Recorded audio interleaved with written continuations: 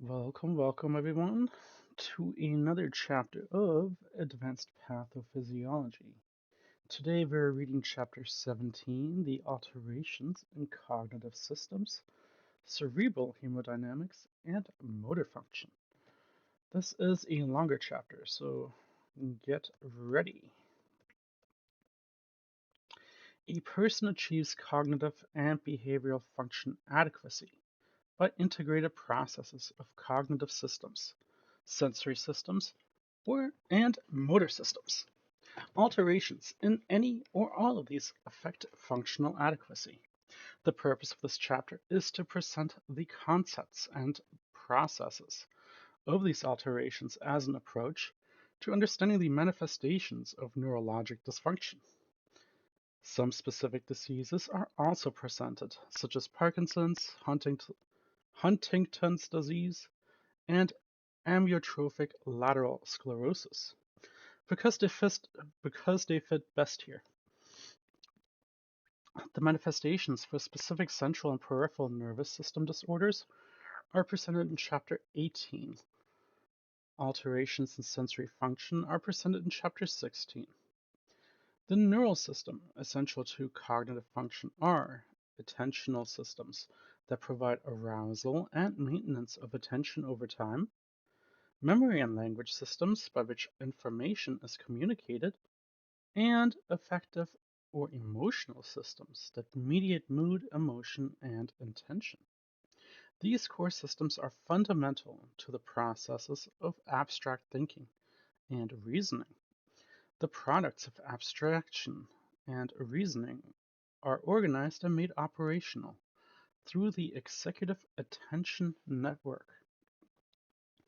These normal functioning of these systems manifest through the motor system in a behavioral array, viewed by others as being appropriate to human activity and successful living. So, alterations in cognitive systems. Full consciousness is a state of awareness both of oneself and of the environment, and a set of responses to that environment. The fully conscious individual responds to external stimuli with a wide array of responses. Any decrease in the state of awareness and varied responses is thus a decrease in consciousness. Consciousness has two distinct components: arousal, the state of awakening, and awareness, the content of thought. Arousal is mediated by the reticular activating system, which regulates aspects of attention and information processing and maintains consciousness. Cognitive cerebral functions require a functioning reticular activating system. Awareness encompasses all cognitive function and is mediated by attentional systems, memory systems, language systems, and executive systems. So if there is alterations in arousal, alteration in arousal or the level of arousal may be caused by structural, metabolic, and psychogenic disorders. The pathophysiology behind that would be structural alterations in arousal are divided according to original location of the pathologic condition: supratentorial, infratentorial, and subdural, and intracerebral. Causes include infection, vascular alterations, neoplasms, traumatic injury, congenital alterations, degenerative changes, polygenic traits, and metabolic disorders. Your supratentorial disorders produce changes in arousal by either diffuse or localized dysfunction. Diffuse dysfunction may be caused by disease processes affecting the cerebral cortex or the underlying subcortical white matter, like encephalitis. Disorders outside the brain, but within the cranial vault, extracerebral, can, can produce diffuse dysfunction, including neoplasms, closed head trauma, with subsequent bleeding, and subdural empyema, so the accumulation of pus. Disorders within the brain substance, your intracerebral bleeding, Infarcts, emboli, and tumors function primarily as masses. Such localized destructive processes directly impair function of the thalamic and hypothalamic activating systems. Your infratentorial disorders, so below the tentorium, produce a decline in arousal by 1. Direct destruction of the reticular activating system and its pathways, or 2. The brainstem may be destroyed either by direct invasion or by indirect impairment of its blood supply.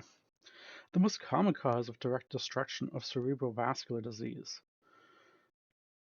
the demyelinating disease, neoplasms, granulomas, abscesses, and head injury, also may cause brainstem destruction by tissue compression.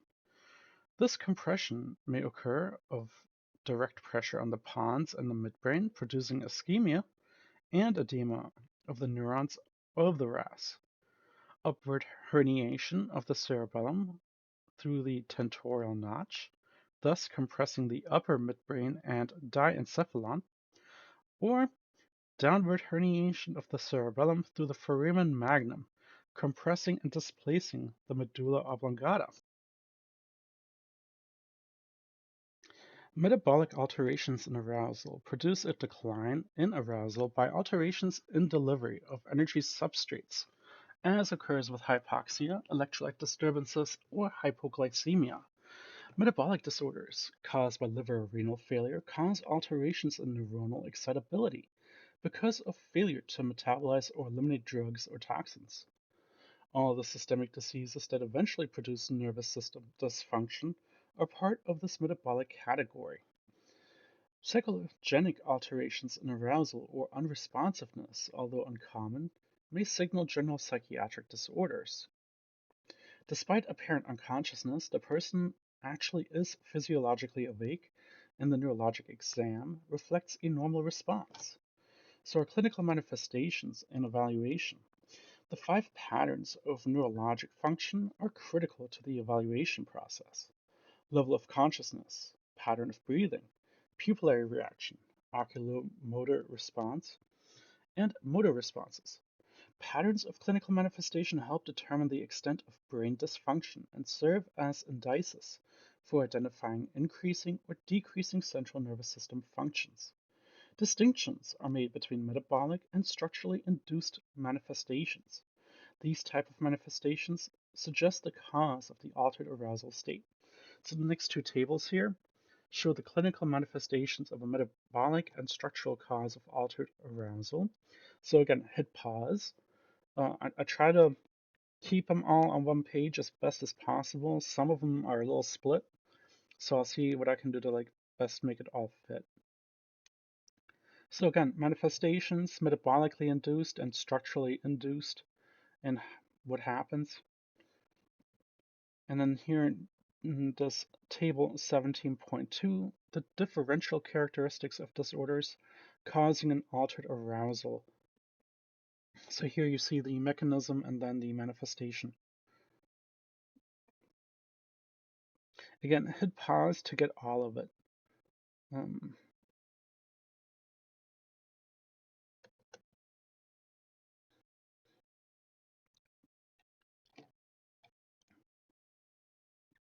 So level of consciousness. Level of consciousness is the most critical clinical index of nervous system function, with changes indicating either improvement or deterioration of the individual's condition.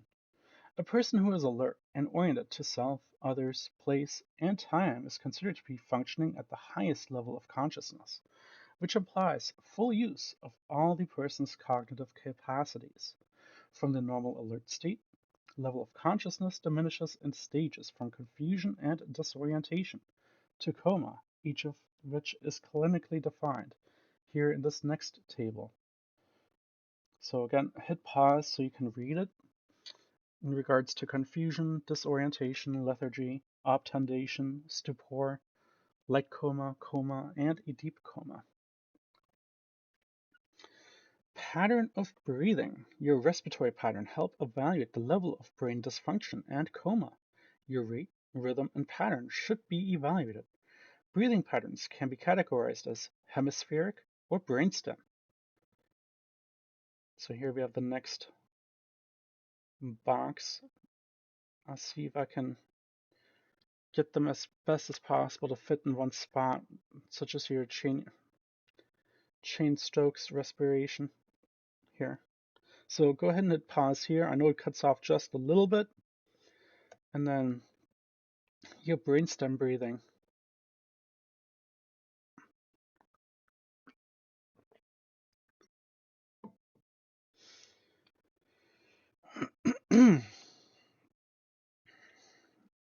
So here we're taking a picture of the abnormal respiratory patterns with corresponding level of central nervous system injuries. And I'll leave that up for just a moment so you can kind of look at it and compare.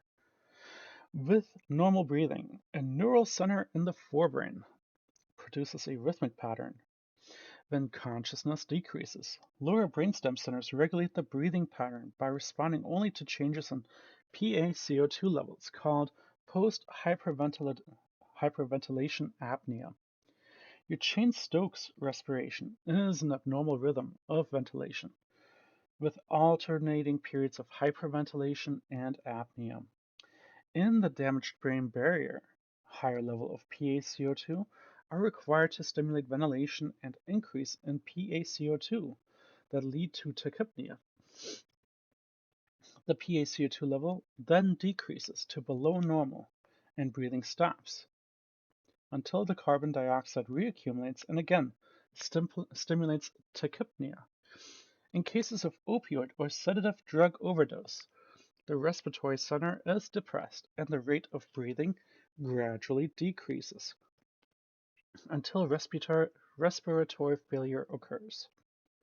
Your central neurogenic hyperventilation is a respiratory pattern of sustained hyperventilation caused by a lesion in the central pons. Your apneustic respirations have prolonged inspiration and expiration phases caused by injury to the pons or upper medulla. Cluster respirations are characterized by periods or clusters of rapid respirations of near equal depth resulting from trauma or compression to the medulla, or from chronic opioid abuse. Ataxic respirations are irregular respirations with prolonged periods of apnea associated with damage to the medulla. Your pupillary changes. Brainstem areas that control arousal are adjacent to areas that control the pupils. Pupillary changes thus are a valuable guide to evaluating the presence and level of brainstem dysfunction. For example, severe ischemia and hypoxia usually produce dilated fixed pupils. Hypothermia may cause fixed pupils. Some drugs. Actually, I'm going to leave this picture up for just a moment. Again, hit pause if I'm going too quickly here. Some drugs affect pupils and must be considered in evaluating individuals in comatose states. Large doses of atropine and scopolamine fully dilate and fix pupils. Doses of sedatives, in sufficient amounts to produce coma, cause the pupils to become mid-position or moderately dilated, unequal, and commonly fixed to light. Opiates cause pinpoint pupils. Severe barbiturate intoxication may produce fixed pupils.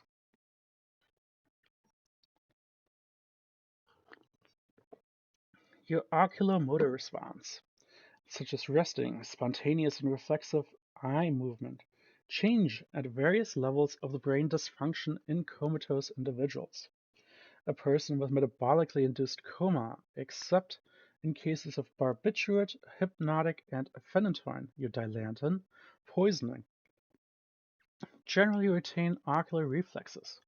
However, even when other signs of brainstem damage such as essential neurogenic hyperventilation are present.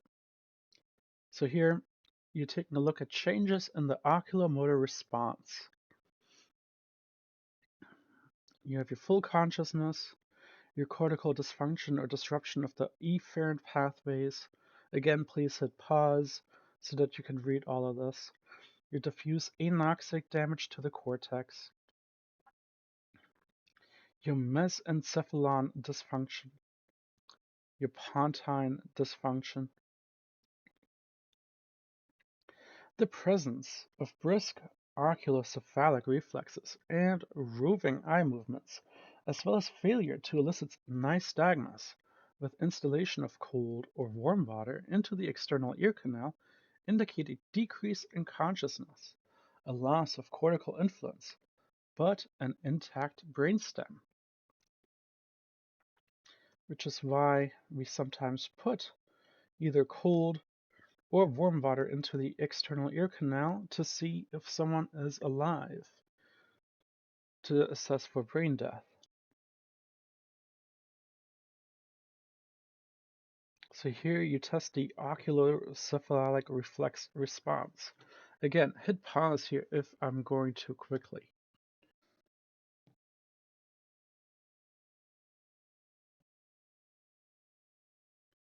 So here we're testing for the oculovestibular reflex. Again, it's that either cold or hot water that you put into the ear canal to assess if the patient is responding.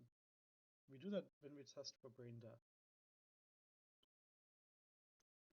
Destructive or compressive injury to the brainstem causes specific abnormalities of the oculocephalic and oculovestibular reflex. For example, the skewed deviation in which one eye diverges downward and the other looks upward indicates a brainstem dysfunction. Destruction or compressive disease processes that involve an oculomotor nucleus or nerve cause the involved eye to deviate outward, producing a resting disconjugal lateral position of the eyes. Unilateral abducens paralysis result in an upward deviation of the ipsilateral eye. With bilateral eye abducens paralysis, the eyes come together. A reflex eye movement may be suppressed by drugs, most commonly phentoin, tricyclics, and barbiturates. Occasionally alcohol, phenothiazides, and diazepam may alter reflex eye movements as well. So your motor responses. Assessment of motor response helps to evaluate the level of brain dysfunction and determine the side of the brain that is maximally damaged. The pattern of response noted be purposeful, defensive, or withdrawn movement of limbs to noxious stimuli, inappropriate or not purposeful, or not present. Purposeful movement requires an intact corticospinal system.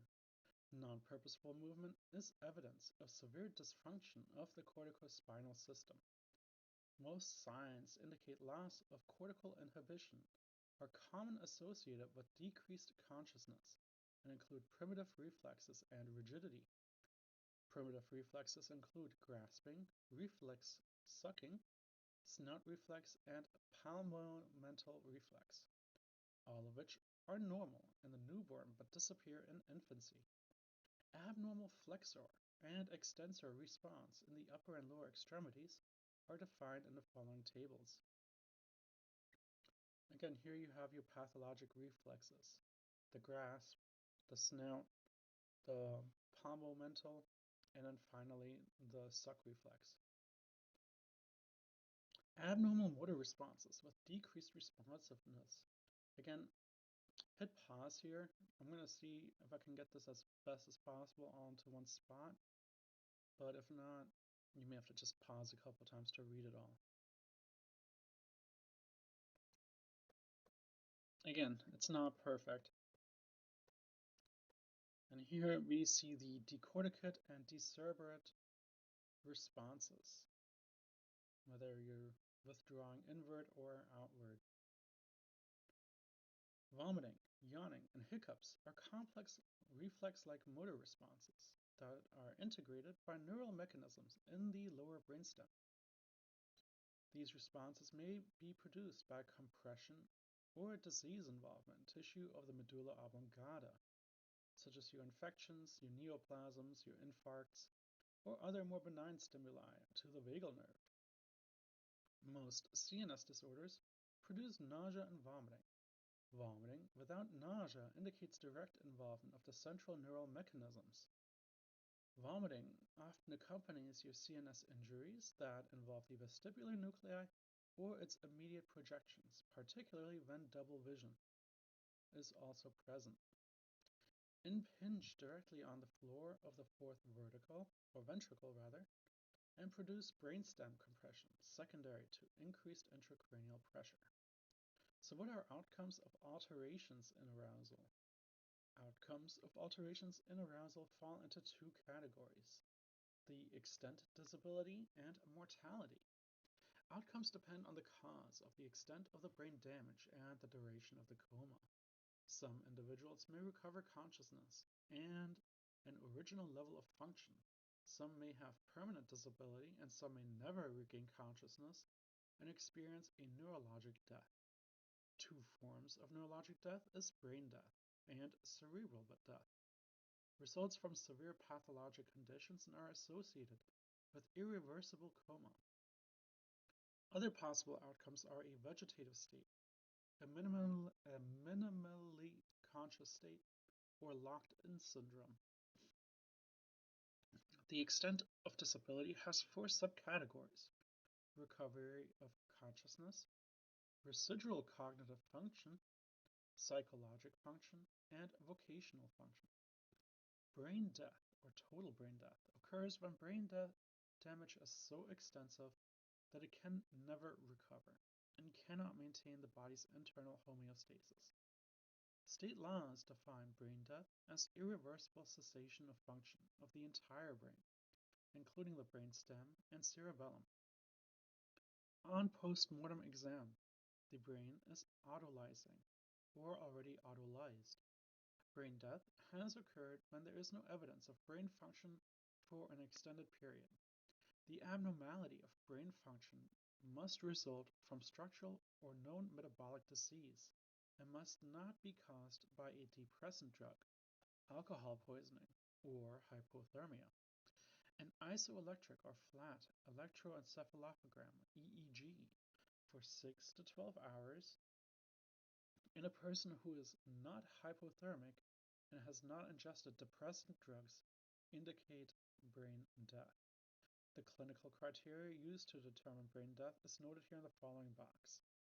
A task force for determination of brain death in children recommended the same criteria as for adults, but with a longer observation period. So here I'll leave this box up for just a moment. Again, hit pause if you want to read through all of it.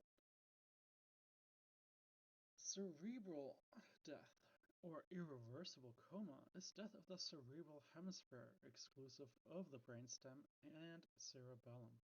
Brain damage is permanent and the individual is unable to ever respond behaviorally in any significant way to the environment.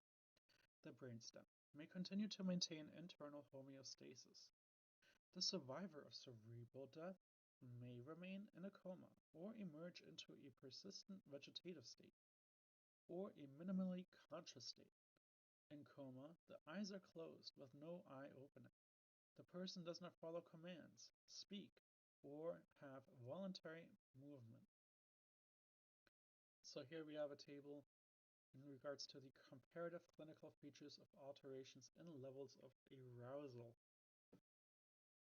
So again, hit pause if you need to read all of this or want to make flashcards out of this. Otherwise, I will keep reading. A persistent vegetative state, or unresponsive wakefulness syndrome, is complete unawareness of the self or surrounding environment and complete loss of cognitive function. The individual does not speak any comprehensible words or follow commands. Your sleep-wake cycles are present, eyes open spontaneously, and blood pressure and breathing are maintained without support.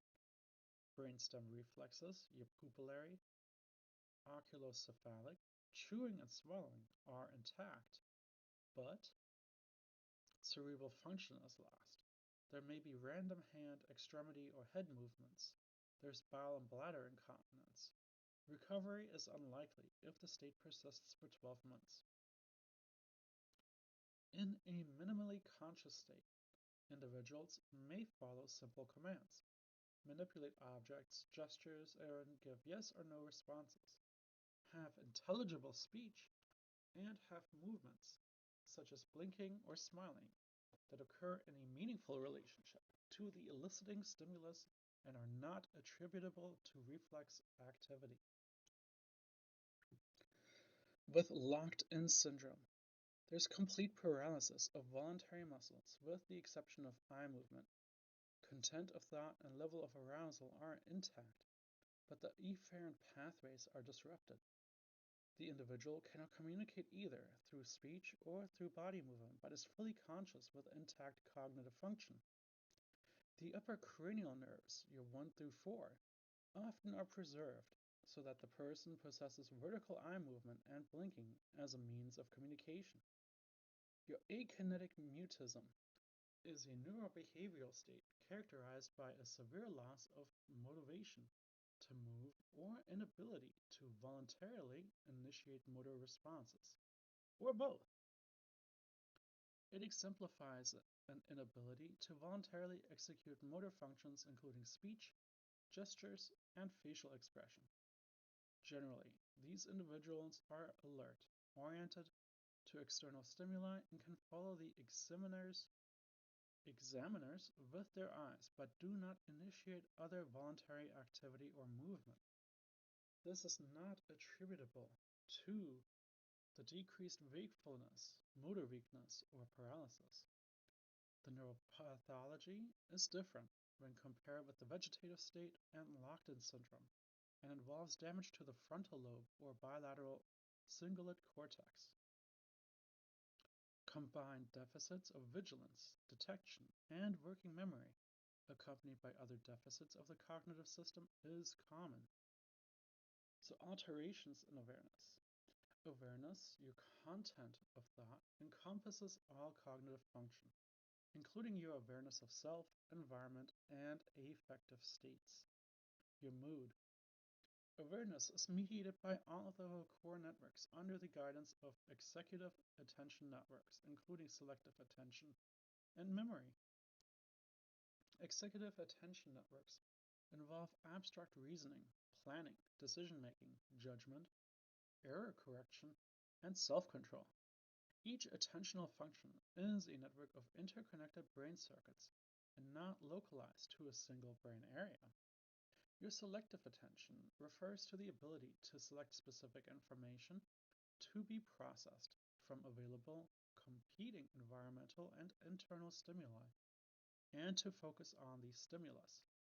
Your selective visual attention is the ability to select objects and events from multiple visual stimuli and process them to complete a task.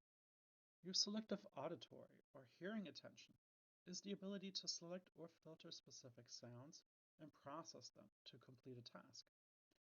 Multiple areas of the brain are involved in selective attention, including cortical areas, the thalamic nuclei, and the limbic system.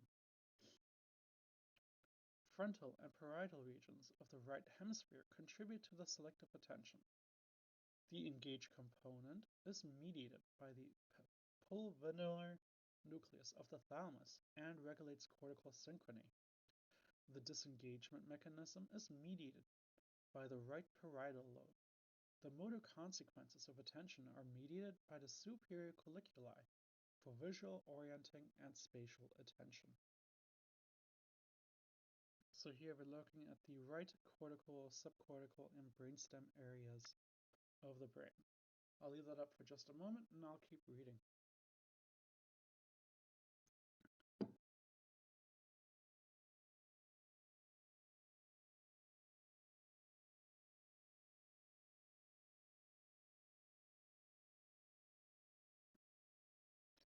Selective attention deficits can be temporary, permanent, or progressive. Disorders associated with selective attention deficits include seizure activity, parietal lobe contusions, subdural hematomas, stroke, gliomas, or metastatic tumor, lead Alzheimer's, dementia, frontotemporal dementia, and psychotic disorders. Disorders of selective attention related to visual-oriented behavior are produced by disease that involves portions of the midbrain. Disease affecting the superior colliculi manifests as a slowness in orienting attention. Parietal lobe disease may produce unilateral neglect syndrome, which is failure to report, respond, or orient to visual, auditory, or tactile stimuli that are presented contralaterally to the brain lesion.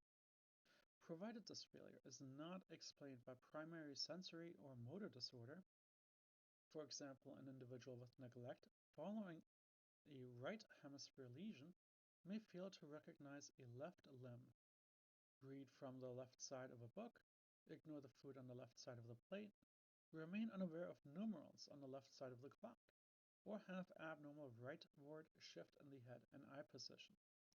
The person is able to recognize individual sensory input from the ipsilateral side when asked, but ignores the sensory input from the contralateral side when stimulated from both sides. This phenomenon is called extinction. The entire complex of sensory inattentiveness, loss of recognition of one's own body parts, and extinction, sometimes referred to as neglect syndrome, is a common after a stroke, generally in the right hemisphere. Your memory is the recording, retention, and retrieval of information. We have two types, long-term memory, declarative and non-declarative. Declarative memory involves the learning and remembrance of episodic memories and somatic memories. Declarative memory is mediated by domain-specific cortical areas of the association areas. This includes areas of the temporal, parietal, and occipital lobe, where long-term memories are thought to be stored, and domain-independent areas of the medial temporal lobe, your hippocampus, the diencephalon, your thalamic structures and hypothalamus, and the basal forebrain, located ventral to the striatum and produces acetylcholine, where it is thought distinct domain-specific features of an experience are related or bound. So I'll leave this box up for just a moment. And I'll scroll down some more so you can look at both. The first one here, types of memory and associated brain systems. Again, hit pause. Cortical areas of the left hemisphere.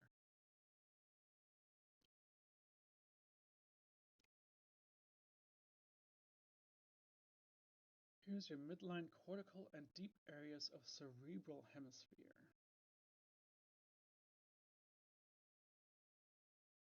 Your non-declarative memory, or non-conscious, also called reflexive, procedural, or implicit memory, is the memory for actions, behaviors, skills, and outcomes. It is not a language memory, but a motor memory. Non-declarative memory involves the construction of the motor patterns so that the action, behavior, or skill becomes increasingly automatic. The striatum of the basal ganglia supports this learning across trials, as well as probabilistic classification learning, which supports outcome prediction. All skills and habits are stored in the memory network. Your cerebellar memory is involved in working memory, in addition to motor coordination and non-motor functions of cognition, emotion, and learning. Emotional memory is mediated by the amygdala and other neural networks. The amygdala attaches positive or negative dispositions to stimuli in the absence of conscious recollection of the circumstances of the emotional experience. Amnesia is a loss of memory and can be mild or severe. Two types of amnesia are retrograde amnesia and anterograde amnesia.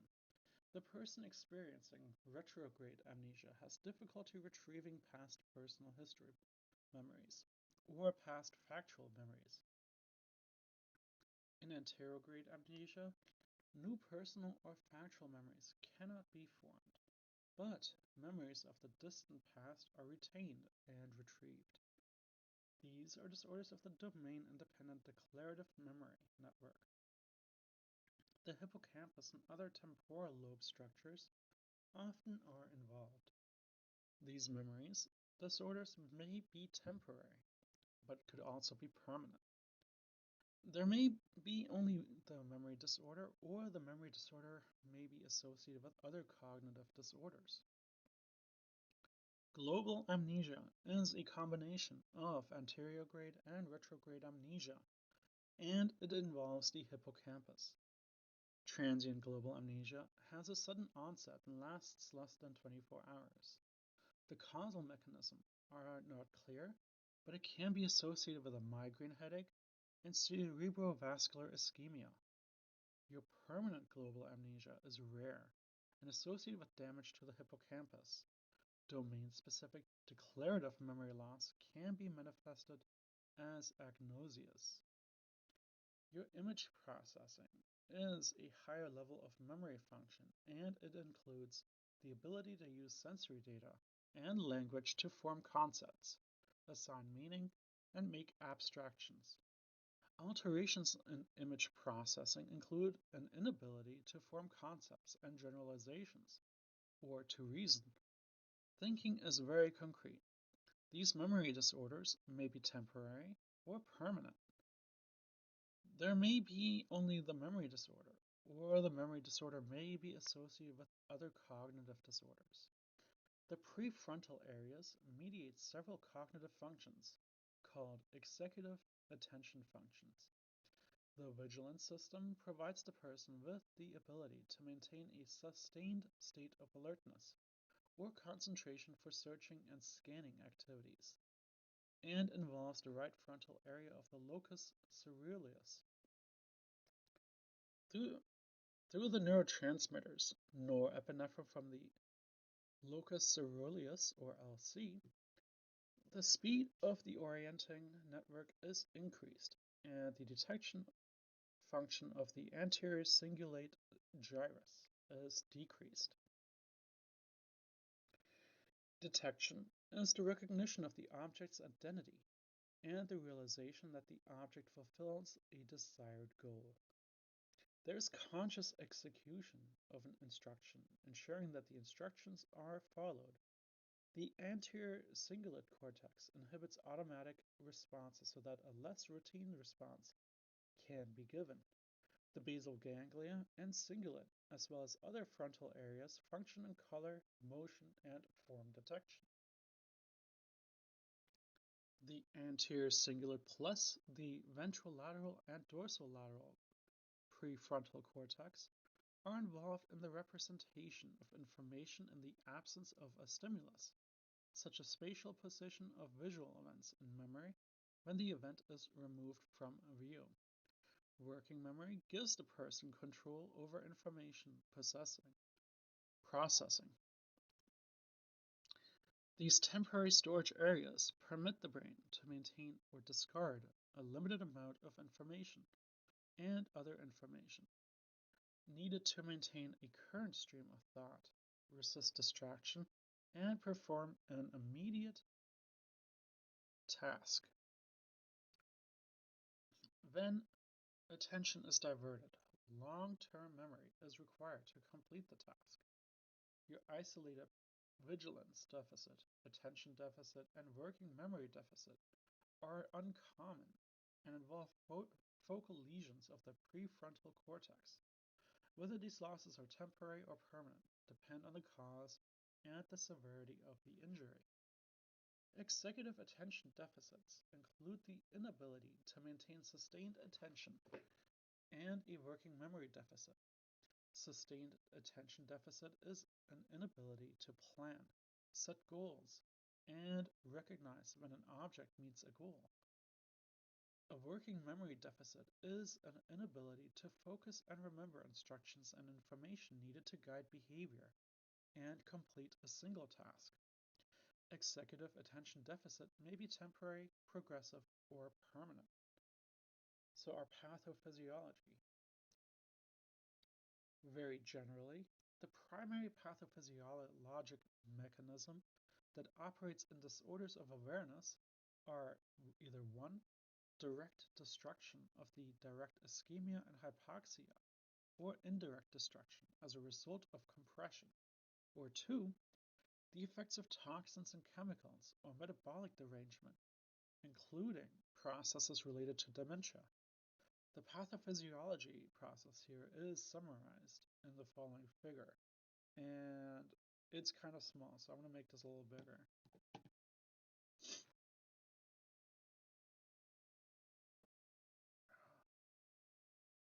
Not that that helped much, but at least it's all on one page at the moment. So again, please hit pause, read this. You never know when you need it. Midterms, finals, maybe our next course. You never know.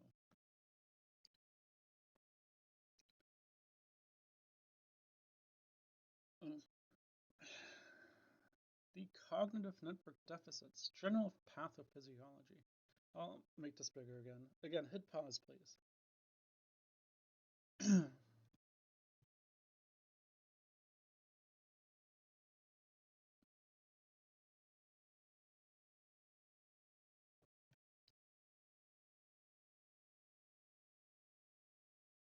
So clinical manifestations of selective attention deficits, memory deficits, and executive attention function deficits are all in the following table. Let's see if I can pause here for you.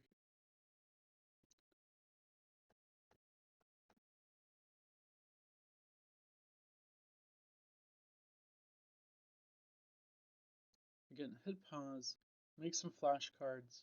You never know when you need those. Or at least give it a serious once over.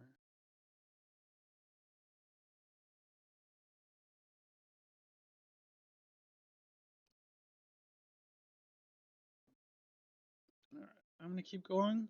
Again, hit pause if you need it. Your evaluation and treatment.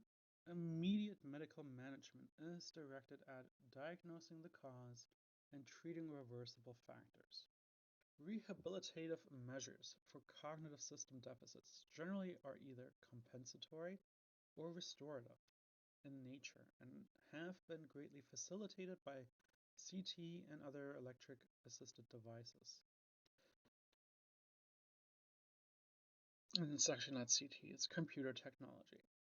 Approaches based on behavioral techniques tend to be compensatory, whereas process-oriented approaches, it is hoped, are restorative. Selective attention and executive attention deficits masquerade as other cognitive deficits. Differential diagnosis of other cognitive deficits is blocked, and learning potential is largely obstructed by the presence of an attention deficit. Therefore, diagnosis and treatment of attention deficit are fundamental. Your data processing deficits. Data processing deficits are problems associated with recognizing and processing sensory information and include agnosias, aphasias, and acute confusional states. Your agnosia is a defect of pattern recognition, a failure to recognize the form and the nature of objects. Agnosia can be tactile, visual, auditory, but only one sense is generally affected. For example, an individual may be unable to identify a safety pin by touching it with a hand, but able to name it when looking at it. Agnosia may be as minimal as a finger agnosia, failure to identify by name the fingers of one's hand, or more extensive, such as color agnosia. Agnosia is produced by dysfunction in the primary sensory area, or in the interpretive area of the cerebral cortex.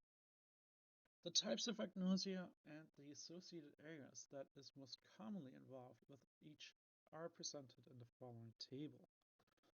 Although agnosia most commonly is associated with cerebrovascular accidents, it may also arise from a pathologic process, that injures these specific areas of the brain. So again, here are different types of agnosias.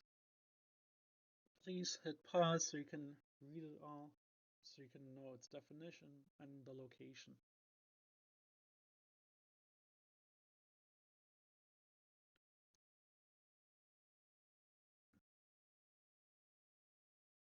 Aphasia. Aphasia is impairment of the comprehension or production of language, with impaired written or verbal communication. The term aphasia and dysphagia are often used interchangeably. The term aphasia is used here. Aphasia results from dysfunction in the left cerebral hemisphere, your Broca area and Wernicke area, and the subcortical and cortical connecting networks. Aphasia are usually associated with cerebrovascular accidents involving the middle cerebral artery, or one of its many branches. Language disorder, however, may arise from a variety of injuries and disease, including vascular, neoplastic, traumatic, degenerative, metabolic, or infectious causes.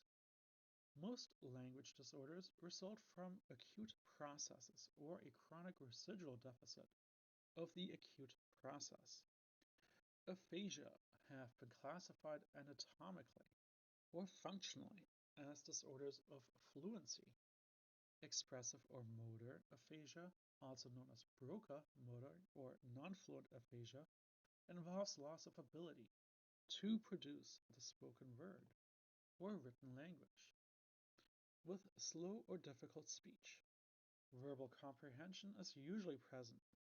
Expressive aphasia is differentiated with dysarthria, in which words cannot be articulated clearly as a result of cranial nerve damage or muscle impairment. Receptive aphasia, also known as Wernicke, sensory or fluent dysphagia, involves an inability to understand written or spoken language. Speech is fluent, flowing at a normal rate, but the words and phrases have no meaning. Anomic aphasia is a sensory aphasia distinguished by difficulty finding words and naming a person or object. Circumlocution, or describing an object as a way of trying to name something, is common in anomic aphasia.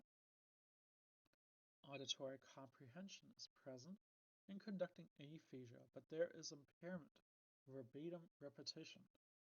Naming can also be impaired. The person recognizes the errors and tries to correct them. Speech is fluent, but words and sounds may be transposed. Damage is in the left hemisphere to networks that connect Broca and Wernicke areas. Transcortical aphasias are rare and can be motor, sensory, or mixed. They involve areas of the brain that connect into the language centers. Global aphasia is the most severe aphasia and involves both expressive and receptive aphasia. The individual is not fluent or mute, cannot read or write, and has impaired comprehension, naming, reading, and writing. Global aphasia is usually associated with cerebrovascular accident involving the middle cerebral artery. The following table compares types of aphasia, and the table after that illustrates some of the language disturbances. Pure aphasias are rare and are often mixed, making diagnosis difficult. All types of aphasia usually improve with speech and rehabilitation. So again, here you see the next two tables of different types: expression, verbal comprehension, repetition, and reading comprehension. Again, hit pause as needed.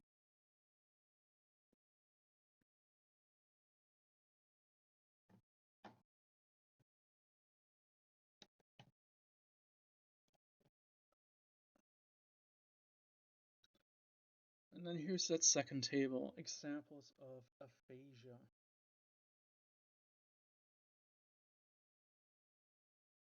And again, hit pause if you need to get the examples a little better. Acute confusional states and delirium. Also known as acute confusional states ACS, are transient disorders of awareness and may have either a sudden or a gradual onset. Delirium can be considered as type of acute confusional state, but for this discussion, acute confusional states and delirium are considered to be synonymous. The many medical conditions associated with delirium are summarized in the next box. It most commonly occurs in critical care units following surgery or during withdrawal from central nervous system depressants, your alcohol and narcotics. Hospitalized older individuals are at greater risk for delirium.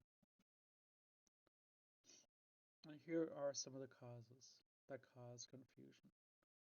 But what is the pathophysiology?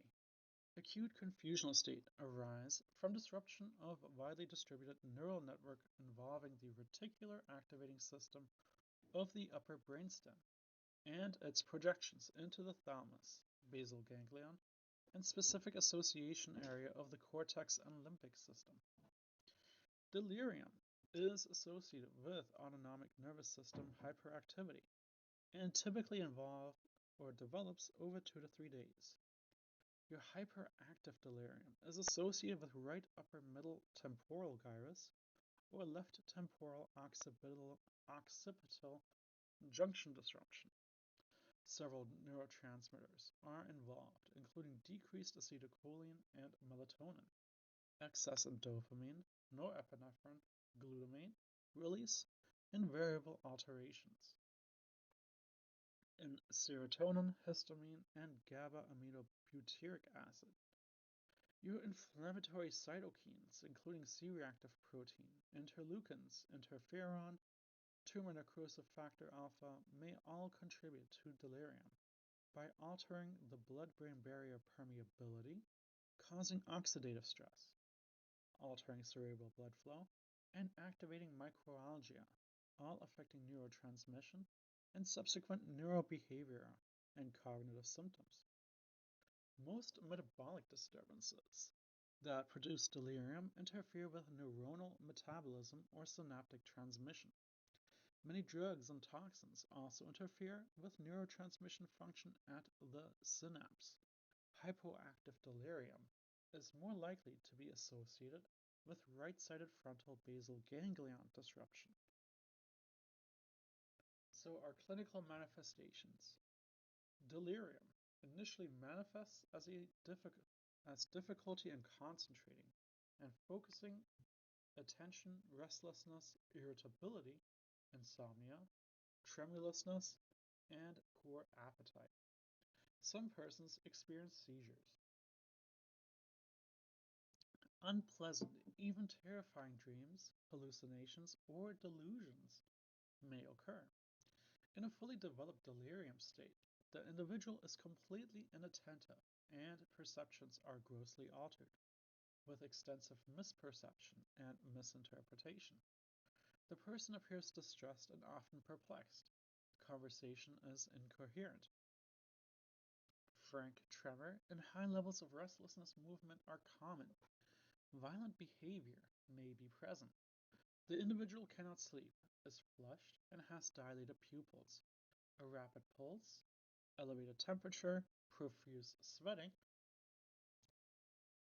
The excited delirium syndrome, also known as agitated delirium, is a type of hyperkinetic delirium that can lead to sudden death.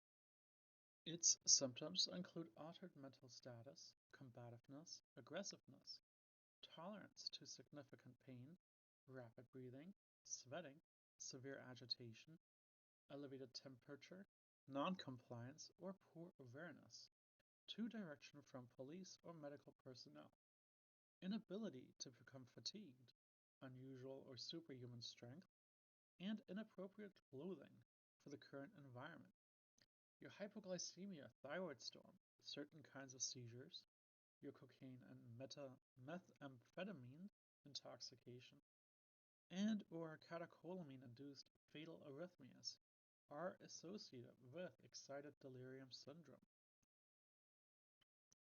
Your hypoactive delirium is associated with the underactivity and may occur in individuals who have fevers or metabolic disorders, or who are under the influence of central nervous system depressants, or are post-operative. The individual exhibits decreased mentation function, specifically alertness, attention span, accurate perception, interpretation of the environment, and reaction to the environment. Forgetfulness, confusion, and apathy are prominent. Speech may be slow and the individual dozes frequently. Hypoactive delirium can be mistaken for depression or dementia. Mixed delirium is a combination of both types of delirium fluctuation from one to the other. Delirium resolves suddenly or gradually in 2 to 3 days, although delirium states occasionally persist for weeks. Evaluation and treatment. An ACS is an acute medical problem. The initial goal is to establish that the individual is confused and to identify the cause and contributing factors. Hypokinetic delirium will need to be differentiated from depression or an underlying dementia. A complete history and physical exam, as well as laboratory tests, including an electrocardiogram and blood-urine cerebrospinal fluid, and imaging studies are needed. Several assessment scales are available to guide evaluation. So here's the comparison of delirium and dementia. Again, hit pause if you need specifics. Once the cause is established, treatment is directed at controlling the primary disorder. Drugs that may be contributing or to causing the condition are discontinued, unless the problem is the result of drugs. Withdrawal. Drug withdrawal. Both non-pharmacologic and pharmacologic interventions may be implemented. Delirium is preventable in some individuals with management of risk factors and early intervention. Dementia. Dementia is an acquired deterioration and a progressive failure of many cerebral functions that include impairment of intellectual processes, with a decrease in orienting, memory, language, judgment, and decision-making.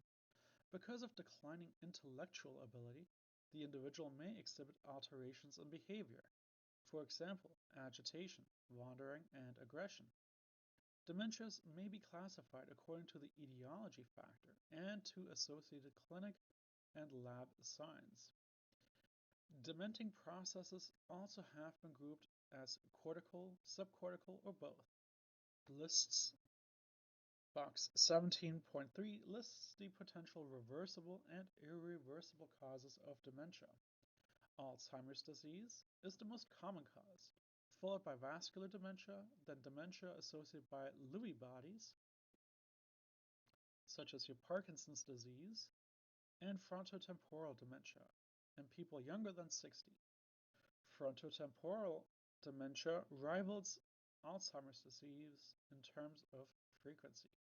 So here are some causes of dementia, whether it's an infection, your normal pressure hydrocephalus, drug intoxication, your metabolic disorders, some types of tumors, and then your irreversible causes of dementia, your neurodegenerative disorders, vascular disease, infection. Again, hit pause as you need it. The pathophysiology mechanisms leading to dementia include neuron degeneration, compression of brain tissue, atherosclerosis of cerebral vessels, and brain trauma. Genetic predisposition, table 17.13, is associated with the neurodegenerative diseases, including Alzheimer's, Huntington disease, and Parkinson's. Your CNS infections include the human immunodeficiency virus, HIV, and prions and the Creutzfeldt-Jakob disease also lead to nerve cell degeneration and brain atrophy. So again, hit pause as needed. I know this table looks like it's cut off just a little bit by pathology. So it is not a perfect system.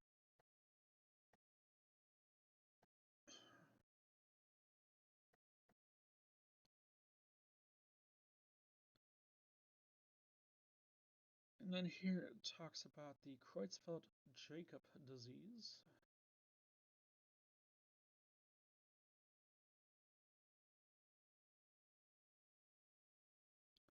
So feel free to hit pause if you wish to read about this.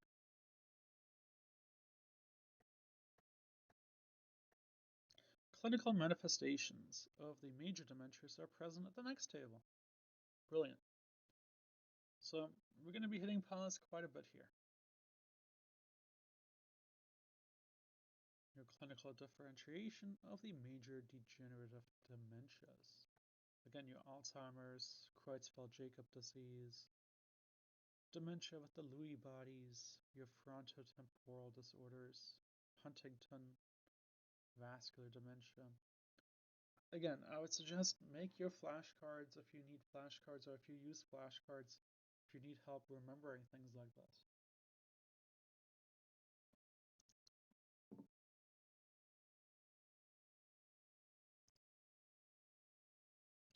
So, evaluating and treatment. Establishing the cause for a dementia may be complicated, but individuals with clinical manifestations of dementia should be evaluated with a laboratory and neuropsychologic testing to identify underlying condition that may be treatable. Unfortunately, no specific cure exists for most progressive dementias. Therapy is directed at maintaining and maximizing the use of the remaining capacities, restoring functions if possible, and accommodating to lost ability. Helping the family to understand the process and to learn ways to assist the individual is essential. That leads us to Alzheimer's disease. Alzheimer's disease is a leading cause of severe cognitive dysfunction in older adults. The three forms of Alzheimer's are non-hereditary, sporadic, or late onset, early onset familial Alzheimer's, and early onset Alzheimer's. An estimated 5.3 million Americans have Alzheimer's disease, and 2/3 of these individuals are women. The greatest risk factor are age and family history. Other proposed risk factors include diabetes, midlife hypertension, hyperlipidemia, midlife obesity, smoking, depression, cognitive inactivity, or low educational attainment.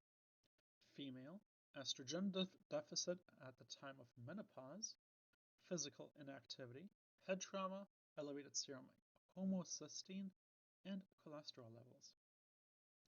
Your oxidative stress and neuroinflammation. Proposed protective factors include lifelong activity, the presence of ApoE2 and antioxidant substances, omega-3 fatty acids, estrogen replacement at the time of surgical menopause, low-calorie diets, and the use of non-steroidal anti-inflammatory agents. Statins are being investigated for their role in preventing Alzheimer's disease. Recent reviews do not support their use.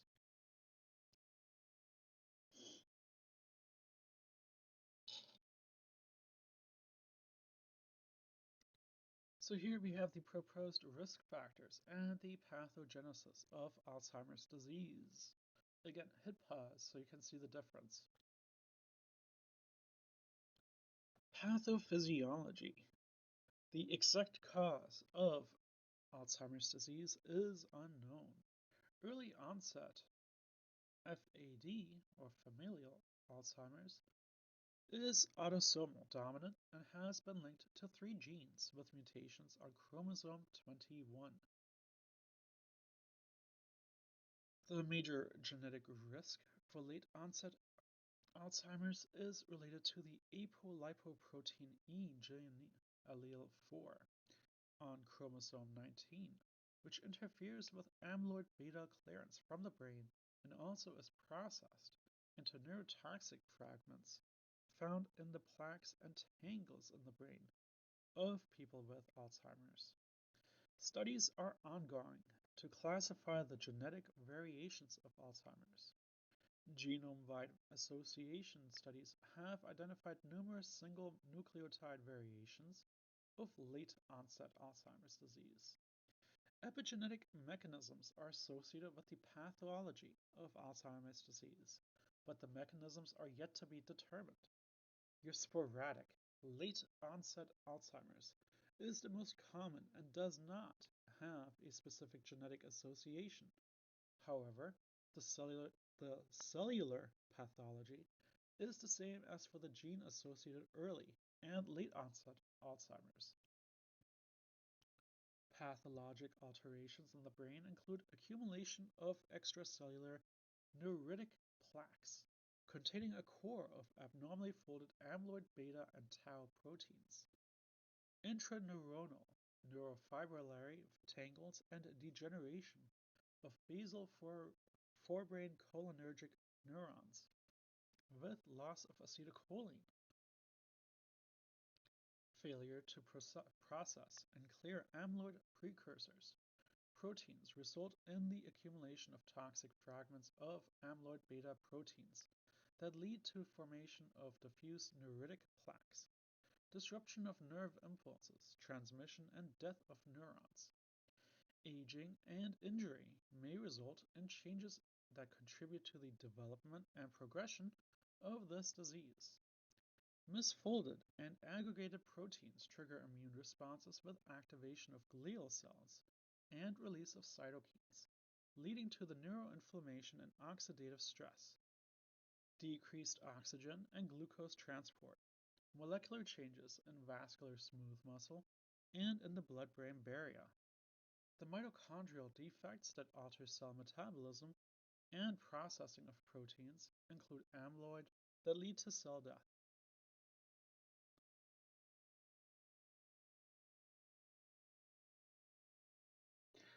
Amyloid also is deposited in the smooth muscle of the cerebral arteries, causing an amyloid angiopathy and disturbance in blood flow. The tau protein, a microtubule binding protein in neurons, detaches and forms an insoluble filament called a neurofibrillary tangle, contributing to neuronal death. Tangles are flame-shaped. Neuritic plaques and neurofibrillary tangles are more concentrated in the cerebral cortex and hippocampus. The loss of neurons results in brain atrophy with decrease in weight and volume. The sulci widen and the gyri thin, especially in the frontal and temporal lobes, and the ventricles enlarge to fill the space. Loss of synapse, acetylcholine, and other neurotransmitters contribute to the decline of memory and attention, and the loss of other cognitive function associated with Alzheimer's disease. So here we have the altered cerebral blood flow in Alzheimer's. And then a major histopathologic changes in Alzheimer's.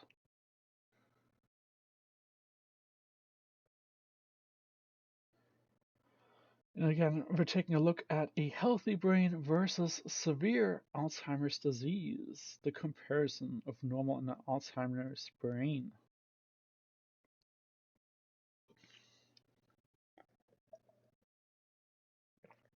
So, clinical manifestations. Alzheimer's has a long preclinical and prodromal course, and pathophysiologic changes can occur decades before the appearance of clinical dementia syndrome. The disease processes from mild short-term memory deficits to total loss of cognition and executive function. Initial clinical manifestations are insidious and often attributed to forgetfulness, emotional cause, and other illnesses. The individual becomes progressively more forgetful over time, particularly in relation to recent events. Memory loss increases as the disorder advances, and the person becomes disoriented, confused, and loses the ability to concentrate. Abstraction, problem solving, and judgment gradually deteriorate with failure in mathematic calculation ability, language, and visuospatial orientation. Dyspraxia may appear. The mental status change induce behavioral changes, including irritability, agitation, and restlessness. Mood changes also result from the deterioration in cognition. The person may become anxious, depressed, hostile, emotionally labile, and prone to mood swings. Motor changes may occur if the posterior frontal lobe is involved, causing rigidity and flexion posturing. Weight loss can be significant. Great variability in the age of onset, intensity, and sequence of symptoms and location of extent of brain abnormalities is common. So stages of the progression of Alzheimer's disease is discussed here at this next table, whether it's early, middle, late, or end stage, and whether it's a cognitive or functional issue. Again, hit pause please, if you need it. Here's a nutritional and disease on Alzheimer's. I'll slow down here so you can pause here once and start your read. Uh, okay, it's just about this. Just missing the title and the resource section. Or reference section, rather. Apologies. Your evaluation and treatment. Clinical diagnosis of Alzheimer's is made by ruling out other causes, and criteria have been developed to assist in diagnosing. The definitive diagnosis can only be made at autopsy. The clinical history, including mental status examination, cerebrospinal fluid analysis, brain imaging of structure, blood flow and metabolism, and, of course, the illness, is used to assess progression of the disease. Genetic susceptibility tests, your PSEN1, 2, and APP are used to screen for early onset Alzheimer's. Efforts are underway to identifying imaging and biochemical markers to assist with risk assessment, early diagnosis, and evaluation of progression of Alzheimer's type and other neurodegenerative causes of dementia. Treatment is directed at using devices to compensate for the impaired cognitive functions such as memory aids, maintaining unimpaired cognitive function, and maintaining or improving the general state of hygiene, nutrition, and health. There are no disease-modifying therapies. Cholinesterase inhibitors are used in mild cases to moderate Alzheimer's. An N-methyl-D-aspartate receptor antagonist blocks glutamate activity and may slow progression of disease in moderate to severe Alzheimer's. Anti-amyloid drugs are in clinical trials.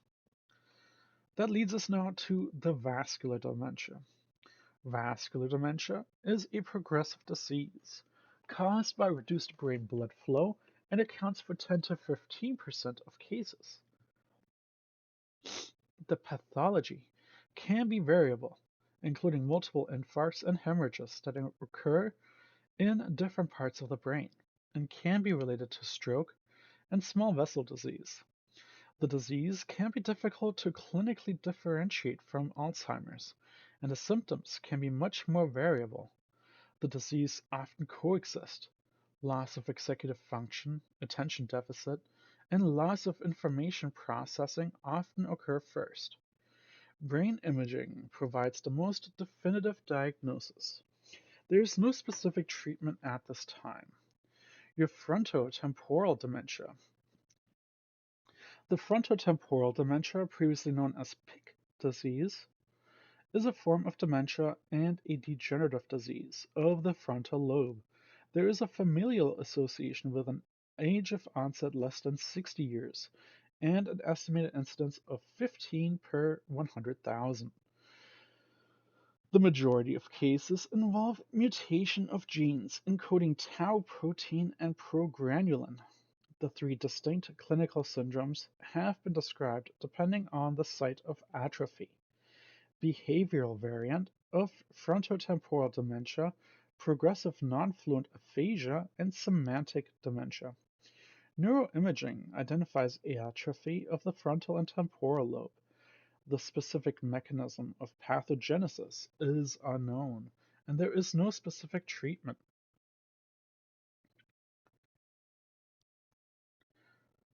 Which leads us now finally to seizures. Seizure disorders represent a manifestation of disease and not a specific disease entity. A seizure is a sudden transient disruption in brain electrical function caused by abnormal excessive discharges of cortical neurons. Epilepsy is a disease of the brain with 1. At least 2 unprovoked seizures occurring more than 24 hours apart, 2. 1 unprovoked or reflex seizure, and a probability of further seizures similar to the general recurrence risk.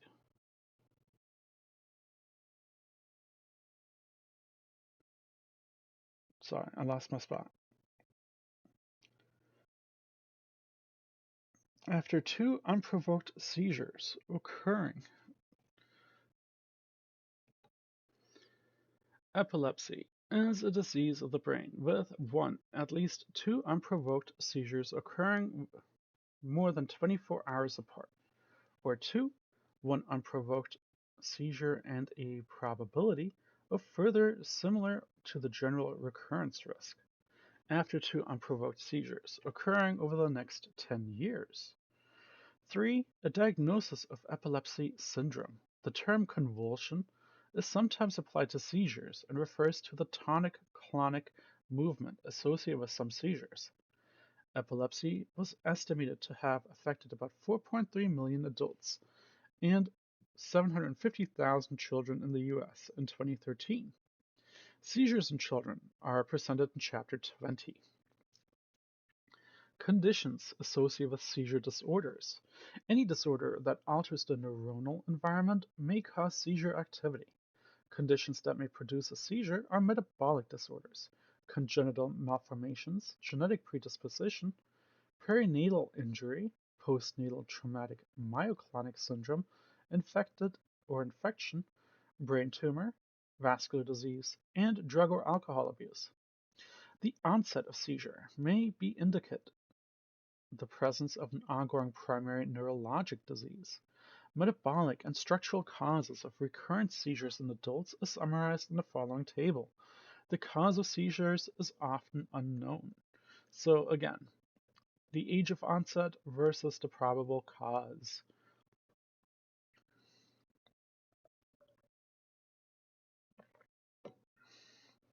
The threshold for seizures may be lowered by hypoglycemia, fatigue or lack of sleep, emotional or physical stress, fever, large amounts of water ingestion, constipation, use of antipsychotic drugs, especially when combined with alcohol, or hyperventilation. Some environmental stimuli such as blinking lights, a poorly adjusted television screen, loud noise, music, certain odors, or merely being startled have been known to initiate a seizure. Women may have increased seizure activity immediately before or during menses.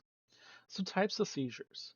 Seizures are classified in different ways. Clinical manifestations, the site of origin, the pattern of spread, EEG correlates or response to therapy. So the types of seizures are now being listed in the following section. This is definitely a spot you want to stop and pause. You want to read these so you know the difference between focal seizures, their motor and non-motor sensors, whether it's atonic, atonic, myoclonic, tonic-clonic, a hypermotor situation versus a sensory, cognitive, or autonomic situation for just focal seizures. whether or not you have loss of awareness or impairment, whether awareness is unknown, focal to the bilateral tonic-clonic seizure, and then there's general seizures. So please, pause, pause, pause. This is not something you want to skip over.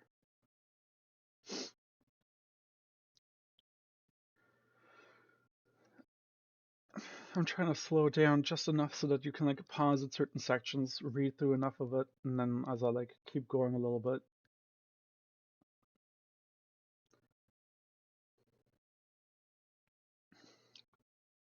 All right. Pathophysiology of epilepsy. Epilepsy is considered to be the result of the interaction of complex genetic mutations with environmental effects that cause abnormalities in synaptic transmission, an imbalance in the brain's neurotransmitters, or the development of abnormal nerve connection or loss of nerves after injury. The International League Against Epilepsy has proposed 6 groups for categorizing causes of epilepsy: genetic, structural, metabolic, immune, infectious, and unknown. These categories may be interrelated and continue to be revised.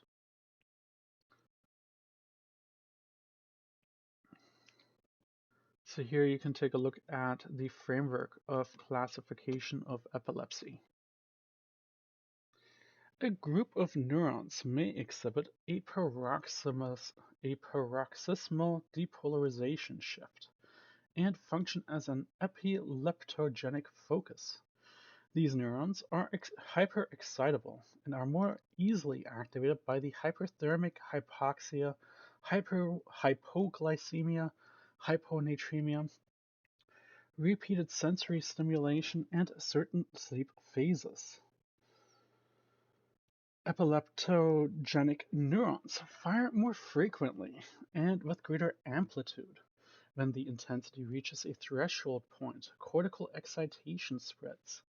Excitation of the subcortical, thalamic, and brainstem areas correspond to the tonic phase, the muscle contraction with increased muscle tone, and is associated with a loss of consciousness. The clonic phase, the alternating contraction and relaxation of muscles, begins when inhibitory neurons in the cortex, anterior thalamus, and basal ganglia react to the cortical excitation. The seizure discharge is interrupted, producing intermittent muscle contraction that gradually decreases and finally ceases. The epileptogenic neurons are exhausted. During seizure activity, oxygen is consumed at a high rate, about 60% greater than normal. Although cerebral blood flow also increases, oxygen is rapidly depleted along with glucose and lactate accumulates in the brain tissue. Continued severe seizure activity has a potential for progressive brain injury and irreversible damage. In addition, if a seizure focus in the brain is active for a prolonged period, a mirror focus may develop in contralateral normal tissue and cause seizure activity, particularly with focal epilepsy. The person is still in a postictal state when the next seizure begins. Status epilepticus most often results from abrupt discontinuation of anti-seizure medications, but also may occur in untreated or inadequately treated person with seizure disorders. The situation is a medical emergency because of the resulting cerebral hypoxia, intellectual disability, dementia, other brain damage, and even death are serious threats. Aspiration is also a great risk. So what kind of clinical manifestations do we see? The phase associated with seizures are summarized in the following table. 2 types of symptoms signal the periectal phase of generalized tonic-clonic seizures. The prodroma, early manifestation occurring hours to days before a seizure, may include anxiety, depression, or inability to think clearly. and a focal seizure, or aura, that immediately precedes the onset of the general tonic-clonic seizure. Both may become familiar to the person experiencing recurrent generalized seizures and may enable the person to prevent injury during the seizure. The ictus is the episode of the epileptic seizure with tonic-clonic activity. Relaxation of urinary and bowel sphincter may occur, leading to bladder and bowel incontinence. Airway maintenance needs to be ensured. Your status epilepticus in adults is a state of continuous tonic-clonic seizures lasting more than 5 minutes, or rapidly recurring seizures before the person has fully regained consciousness from the preceding seizure, or a single seizure lasting more than 30 minutes. It is a condition requiring prompt diagnosis and treatment because of the resulting cerebral hypoxia. Long-term consequences can include neuronal death, neuronal injury, and alterations of neuronal network. The postictal state follows an epileptic seizure and can include signs of headache, confusion, aphasia, memory loss, and paralysis that may last hours or a day or two. Deep sleep is also common. So again, the terminology used to describe the phases of a seizure: your prodroma, your aura, your ictus, the tonic phase, the clonic phase, and the postictal state. Your evaluation and treatment, therefore. Your health history is the most critical aspect in diagnosing a seizure disorder and establishing the cause and onset. The health history is supplemented by the physical exam and lab tests of blood and urine to identify any systemic disease known to have seizures as a clinical manifestation. Brain imaging and CSF examination are useful for identifying any neurologic disease associated with seizures. The EEG is useful in assessing the type of seizure and may help determine its focus. Combined EEG and functional magnetic resonance imaging are useful in identifying neural networks involved in epileptic activity. Differentiating a general epilepsy from a focal epilepsy is vital to the treatment of the prognosis. Treatment for a seizure disorder is first to correct and or control its cause, if possible. If this is not possible, the major means of management is the judicious administration of anti-seizure medications. The therapeutic goal is to complete suppression of seizure activity without intolerable side effects of the drug or drug resistance. Your dietary treatments, your ketogenic and modified Atkins diet, are effective for some individuals. Surgical interventions can improve seizure control and quality of life in people with drug-resistant epilepsy. Your vagus nerve stimulation can reduce seizure frequency in a person with drug-resistant focal seizures. So what kind of alterations in cerebral hemodynamics? That's not a question. That's a statement. Alterations in cerebral hemodynamics.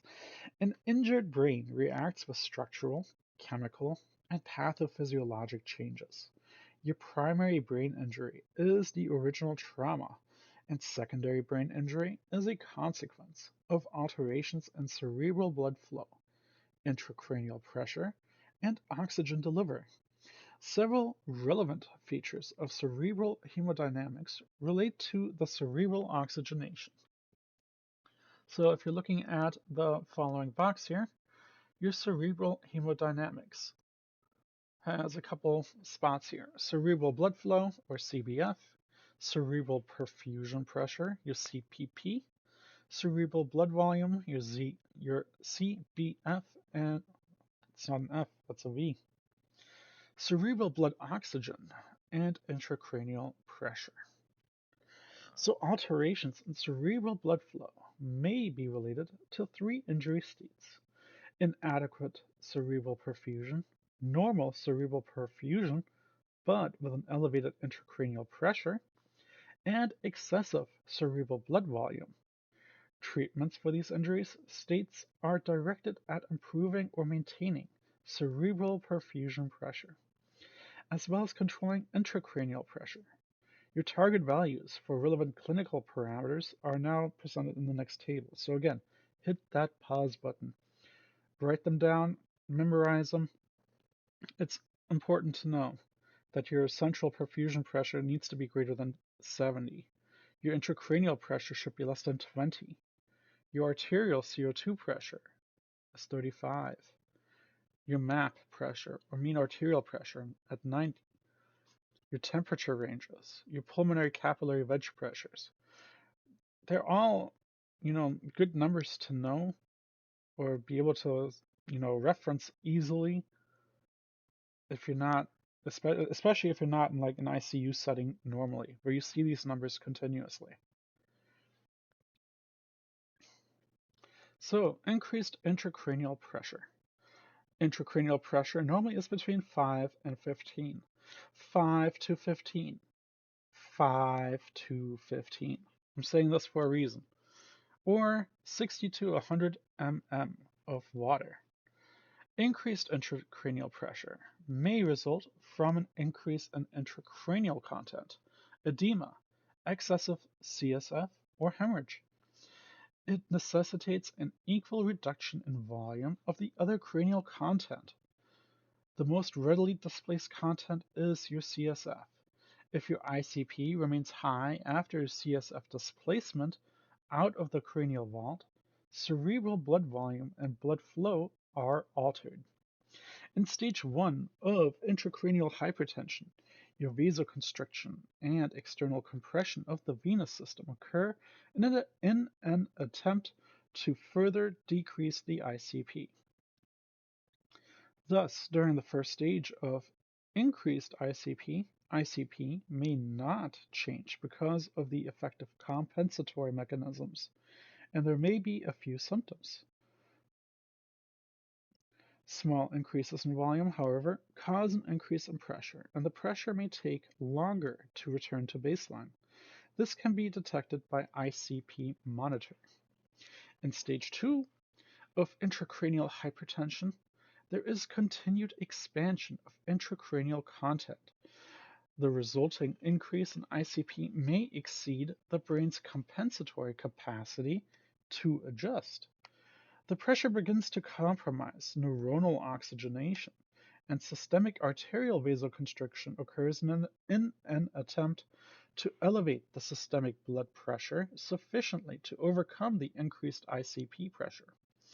Clinical manifestations at this stage are usually subtle and transient, including episodes of confusion, restlessness, drowsiness, and slight pupillary and breathing changes.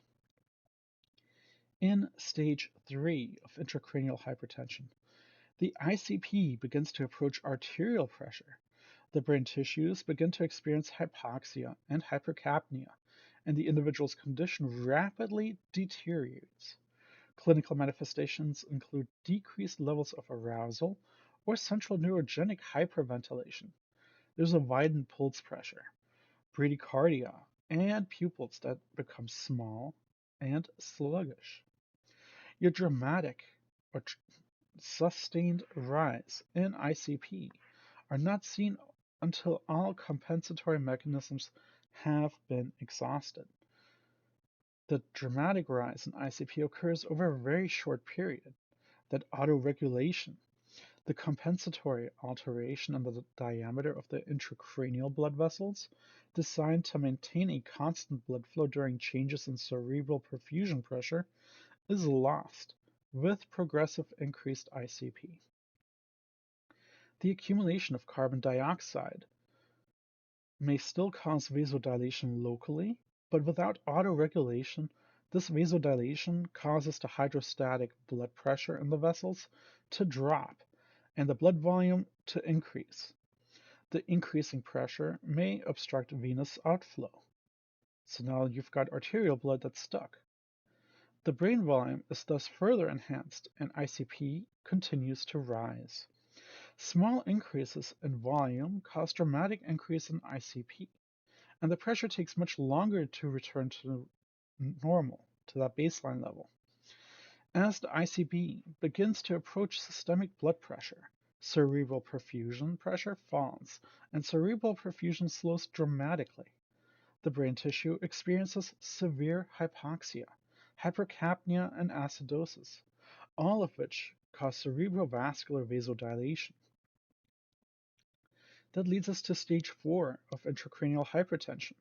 Your brain tissue shifts or herniates from the compartment of greater pressure to the compartment of lesser pressure, and ICP in one compartment of the cranial vault is not evenly distributed throughout the other vault compartments.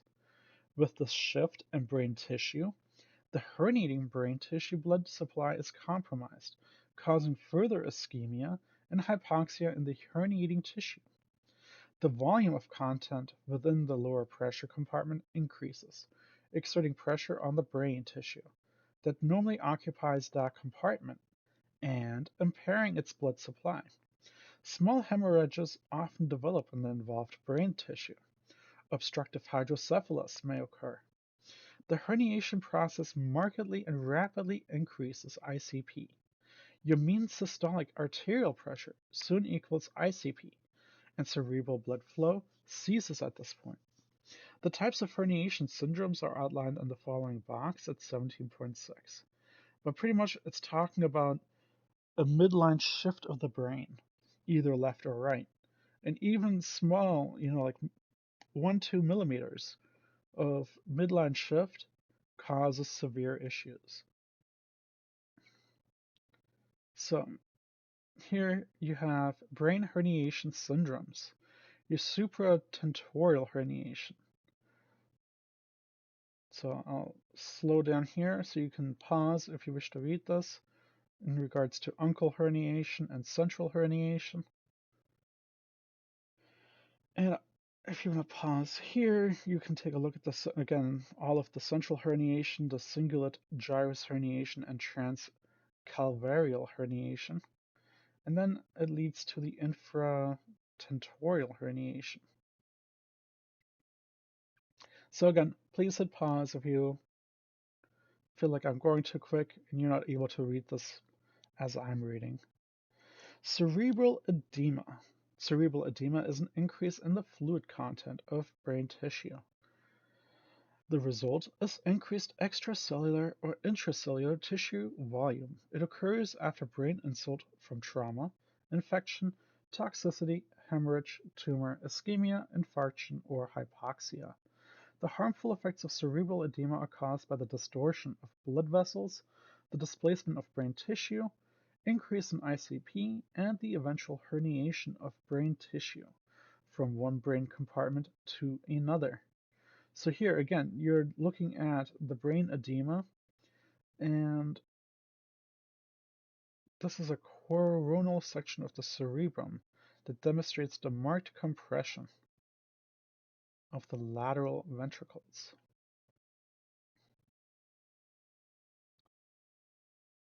A juicy looking brain, but it's got cerebral edema. Gross.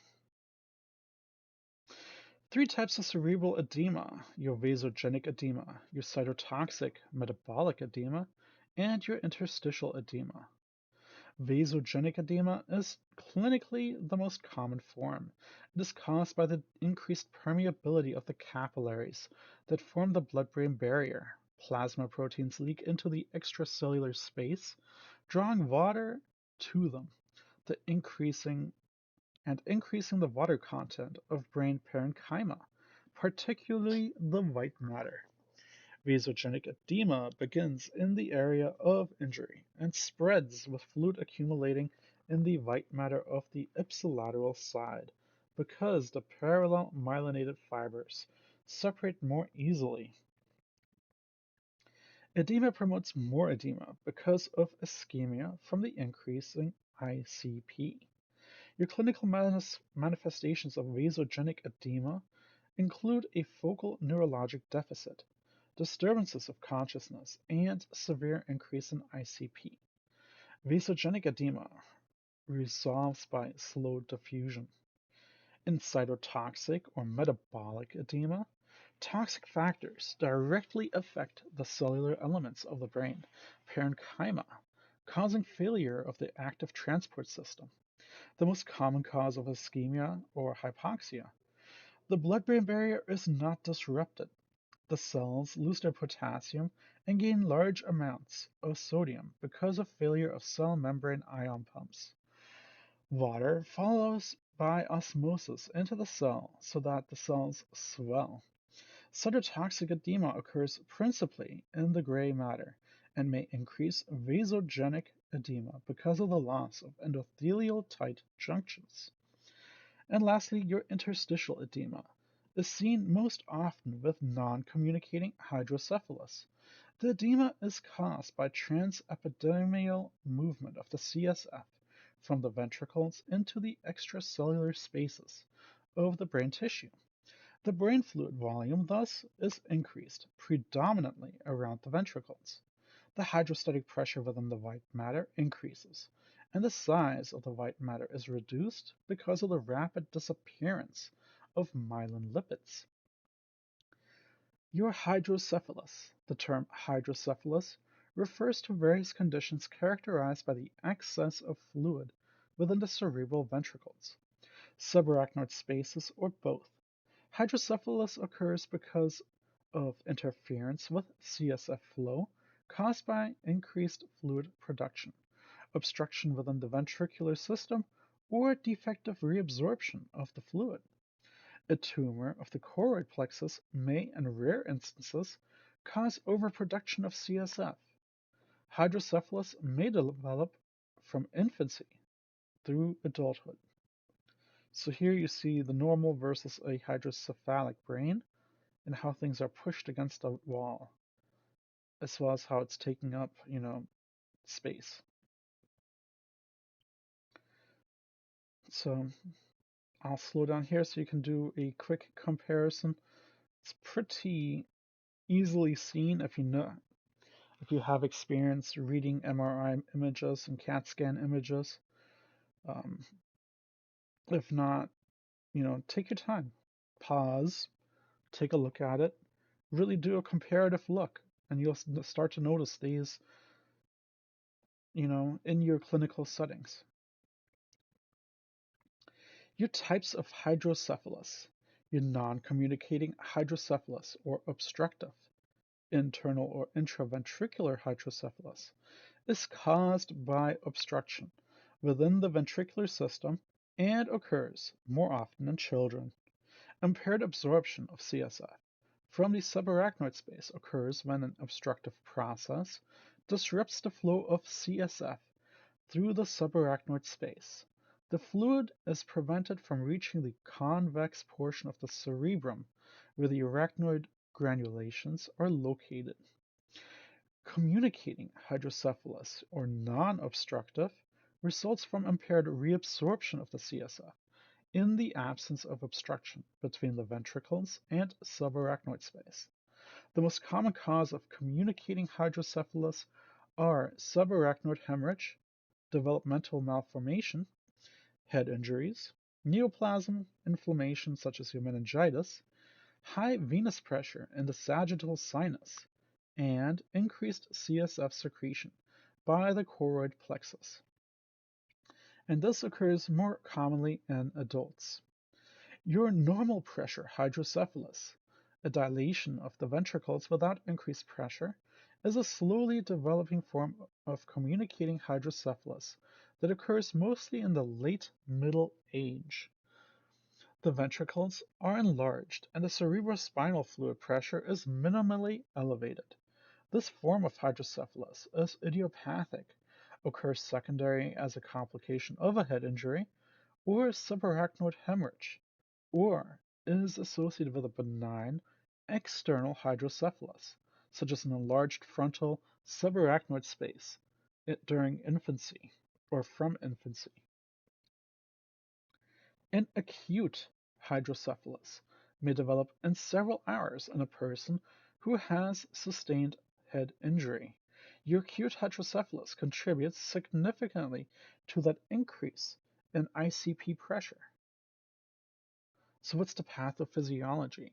Well, usually the obstruction of CSF flow associated with hydrocephalus produces increased pressure and dilation of the ventricles proximal to the obstruction.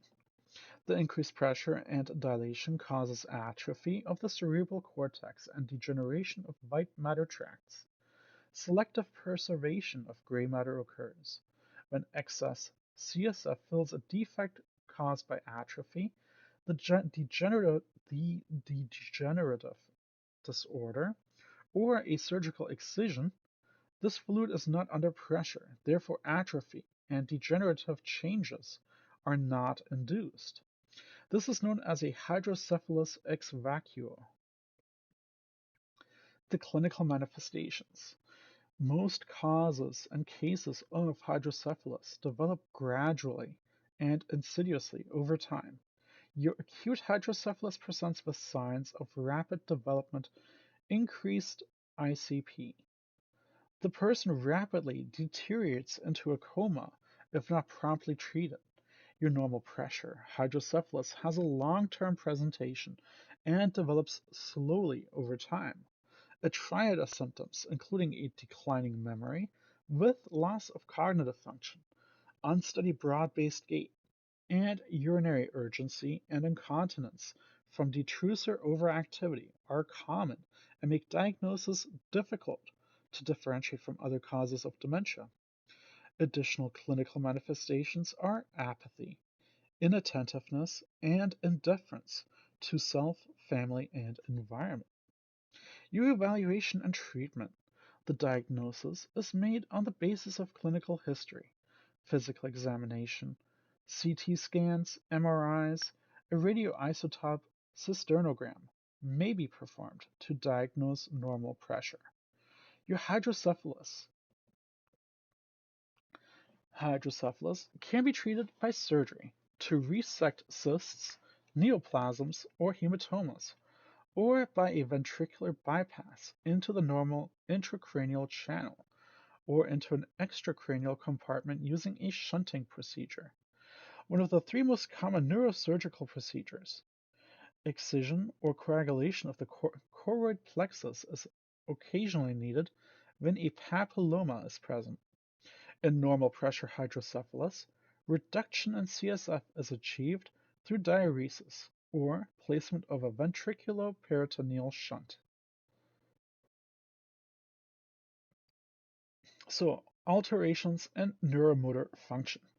Movements are complex patterns of activity controlled by the cerebral cortex, the pyramidal system, the extrapyramidal system, and the muscle motor units. Dysfunction in any of these areas can cause motor dysfunction. General motor dysfunctions are associated with changes in muscle tone, movement, and complex motor performance. So make sure you get your card checked. But alterations in muscle tone. Normal muscle tone involves a slight resistance to passive movement. The resistance is smooth, constant, and even throughout the range of motion. The alterations of muscle tone and their characteristics and causes are presented in the following table. Again, you want to take a look at these alterations, how they cause, and what their characteristics are, especially in the muscle tone aspect. Your hypotonia, flaccidity, hypertonia, spasticity, peritonia, dystonia. I'm going to let this pause here so you can pause here so that you can read the cause and the characteristic of it.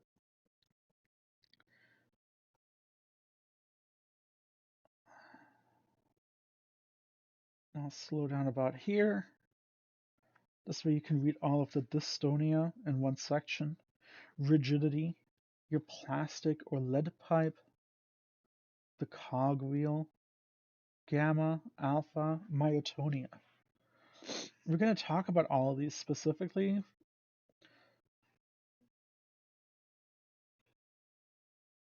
Yeah, it looks like we're going to go through all of these specifically, but it's nice to have them all in one spot. And again, if you're one of those individuals that make flashcards, for instance, this is a great spot to like stop, write the stuff down. This way you memorize it, and it really helps during, especially during test taking, for midterms, finals, to know these things.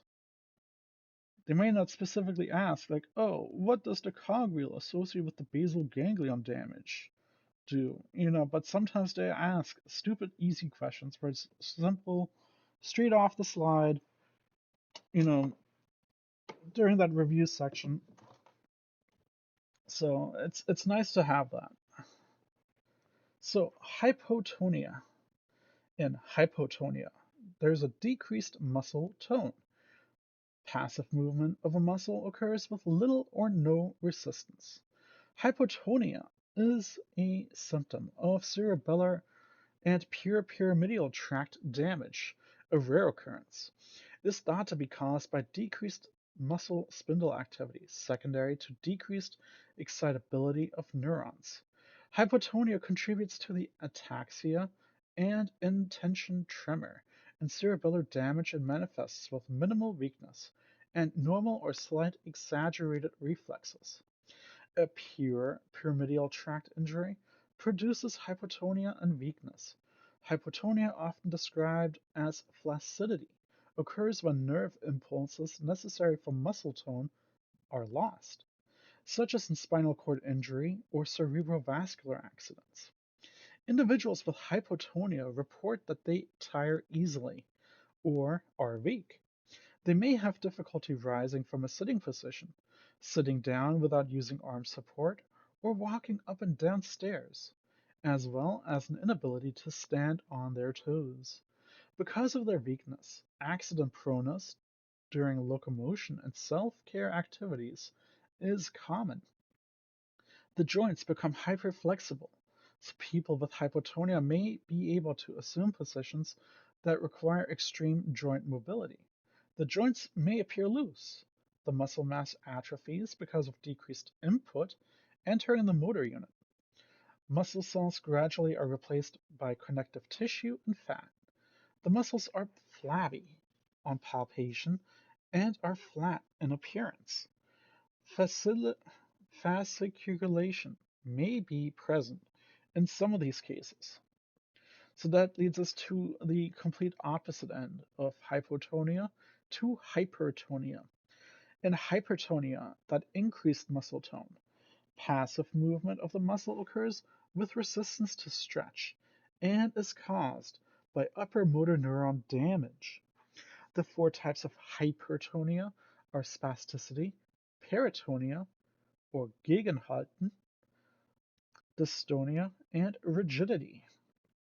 Spasticity results from the hyperexcitability of the stretch reflexes, your overactivation of the alpha motor neurons, and is associated with damage to the motor, premotor, and supplementary motor areas, as well as lateral corticospinal tract damage.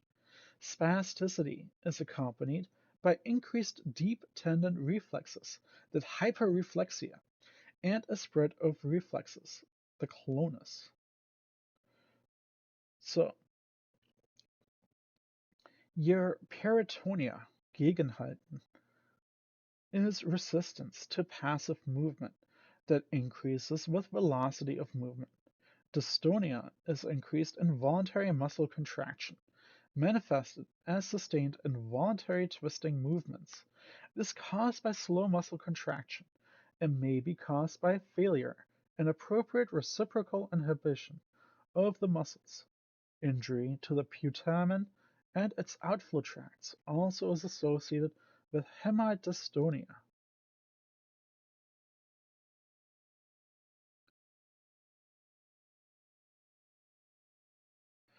So here you see pictures of dystonic posturing of the hands and feet, spasmodic torticollis, the characteristic head posture related to spasticity,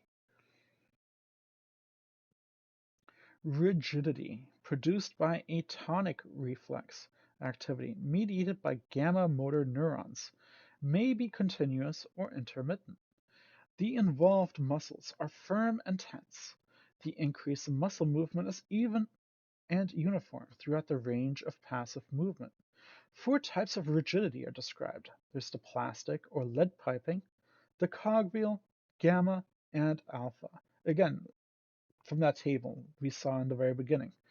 Individuals with hypertonia may tire easily or be weak. Passive movement and active movement are equally affected, except in peritonia, in which more active than passive movement is possible.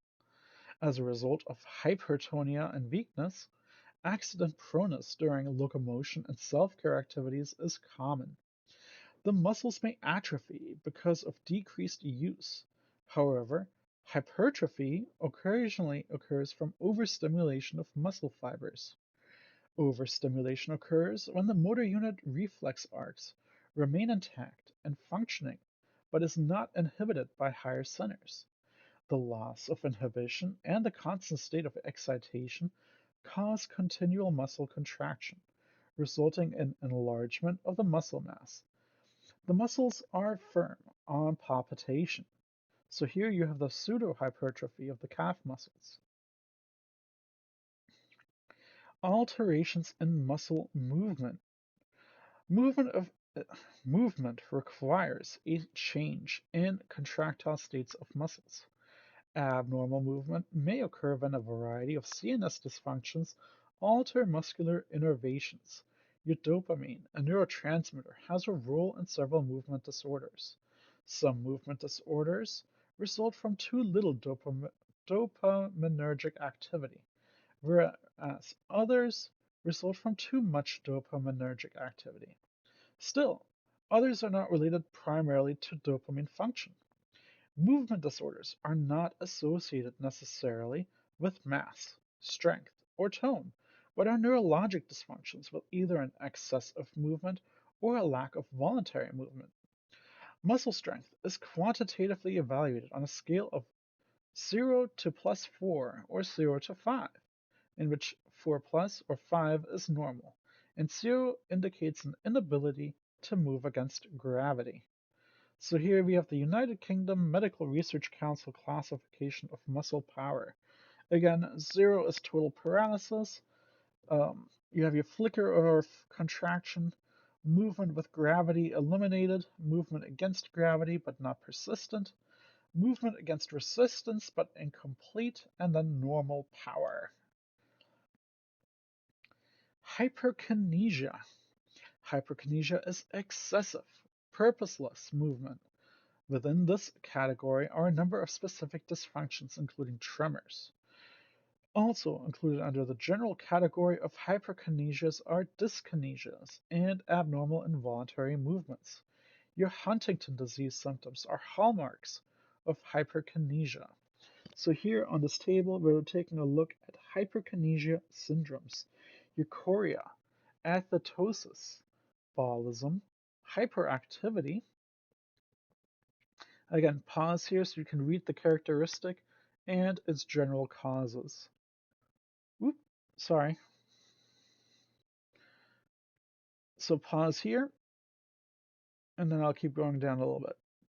Hyperactivity, wandering, akathisia, tremor at rest, and Parkinsonian, oh my goodness, I can't say this word, Parkinsonian tremor. I'm pretty sure I butchered that still. Apologies. And then you have your postural tremors. Again, pause here. Make sure you take a look at all of this. Your asterixis, your metabolic, essential. And then your intentional tremors, your cerebellar, the rubral, the myoclonus.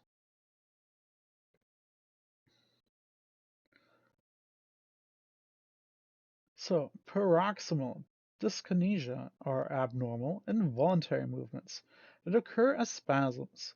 The type of dyskinesia varies depending on the specific disorder. Tardive dyskinesia is the involuntary movement of the face, trunk, and extremity. Although the condition occurs occasionally in individuals with Parkinson's disease, it usually occurs as a side effect of prolonged antipsychotic drug therapy. The antipsychotic drugs cause degeneration hyperactivity, thereby mimicking the effects of excessive dopamine.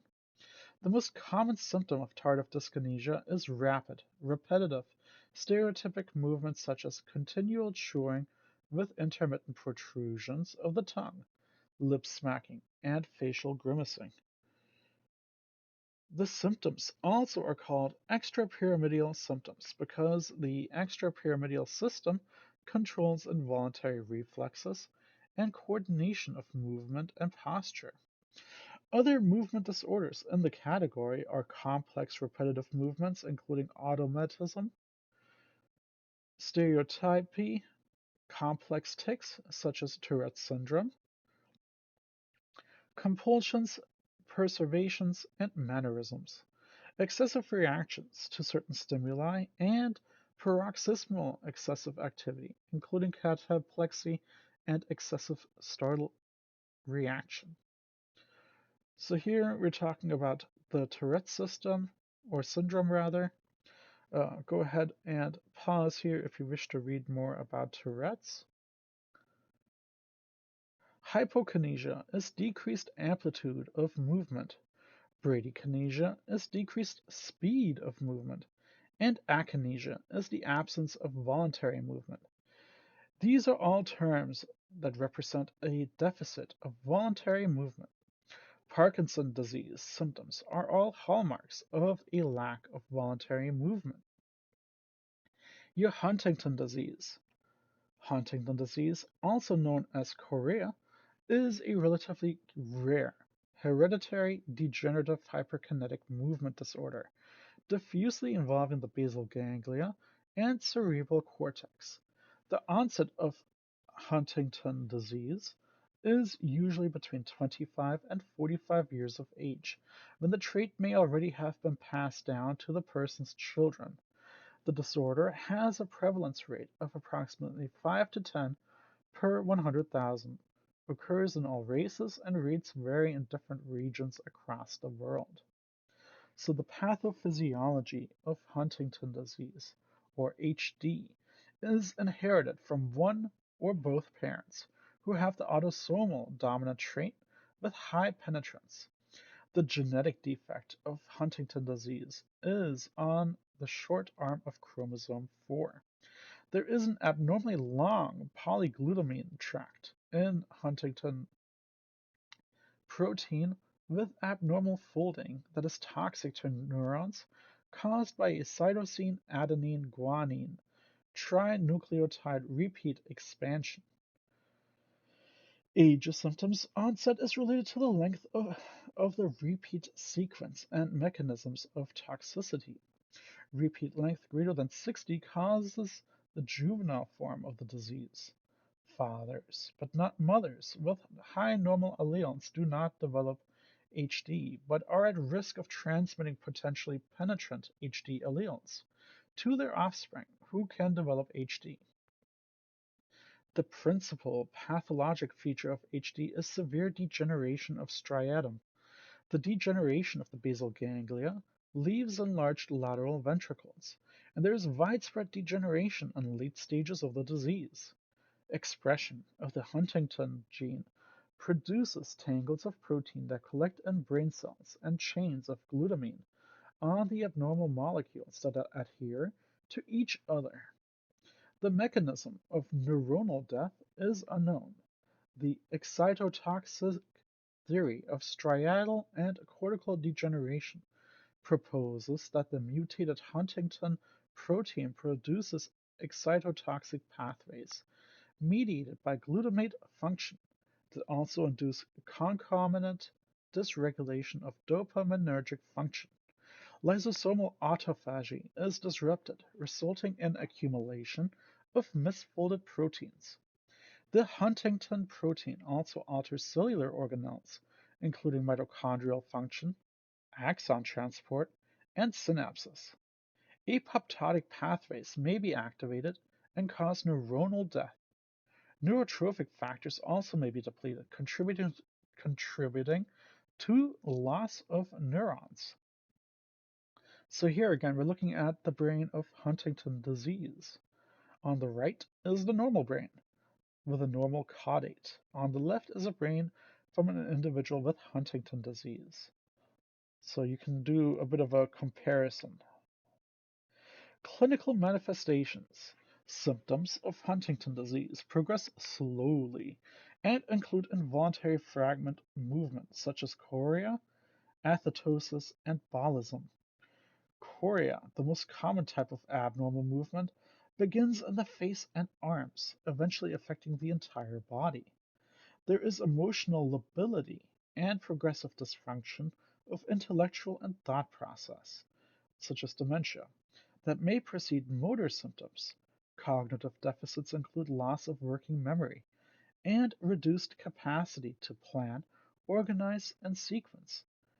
Thinking is slow and apathy is present. Any one of these features may mark the onset of the disease. Restlessness, disinhibition, and irritability are common. Euphoria or depression may be present. So our evaluation and treatment include the diagnosis of HD is based on family history, clinical presentation of the disorder, and genetic testing. Neuroradiologic abnormalities can be demonstrated up to 15 years before clinical symptoms. There's no known treatment that is effective in halting the degeneration or progression of the symptoms, and the disease is fatal. Efforts are underway to identify biomarkers for early diagnosis and to monitor disease progression. Symptomatic drug therapies are available. Your hypokinesia. Hypokinesia, again, that decreased movement is loss of voluntary movement despite preserved consciousness and normal peripheral nerve and muscle formation. Types of hypokinesia include akinesia, bradykinesia, and loss of associated movement. So akinesia and bradykinesia.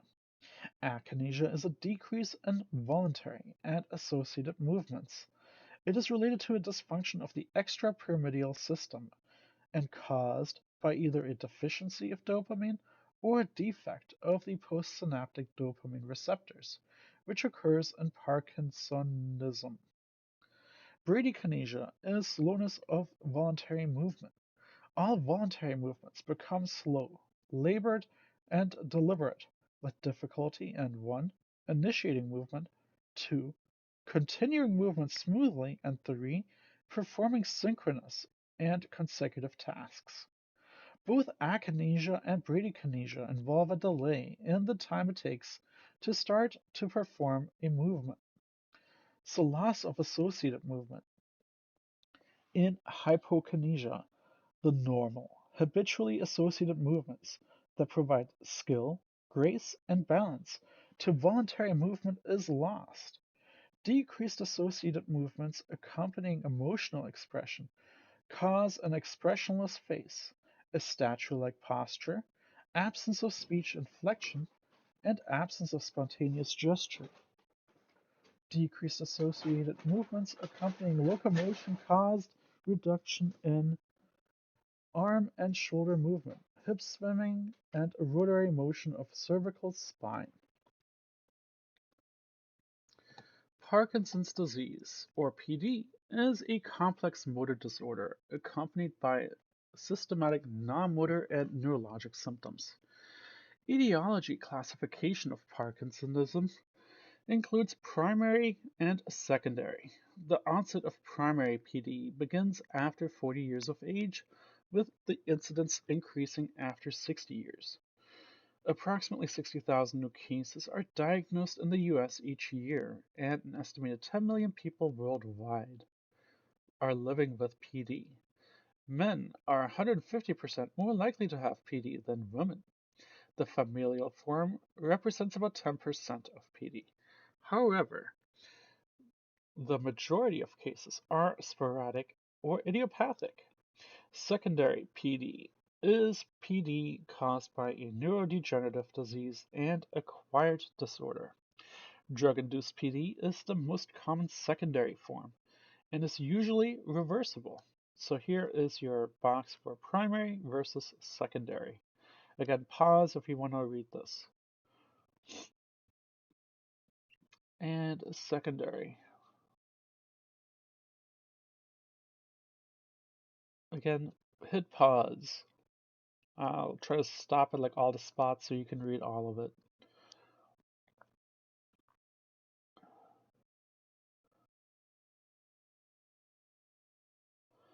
So quite a few reasons why it might be secondary versus primary.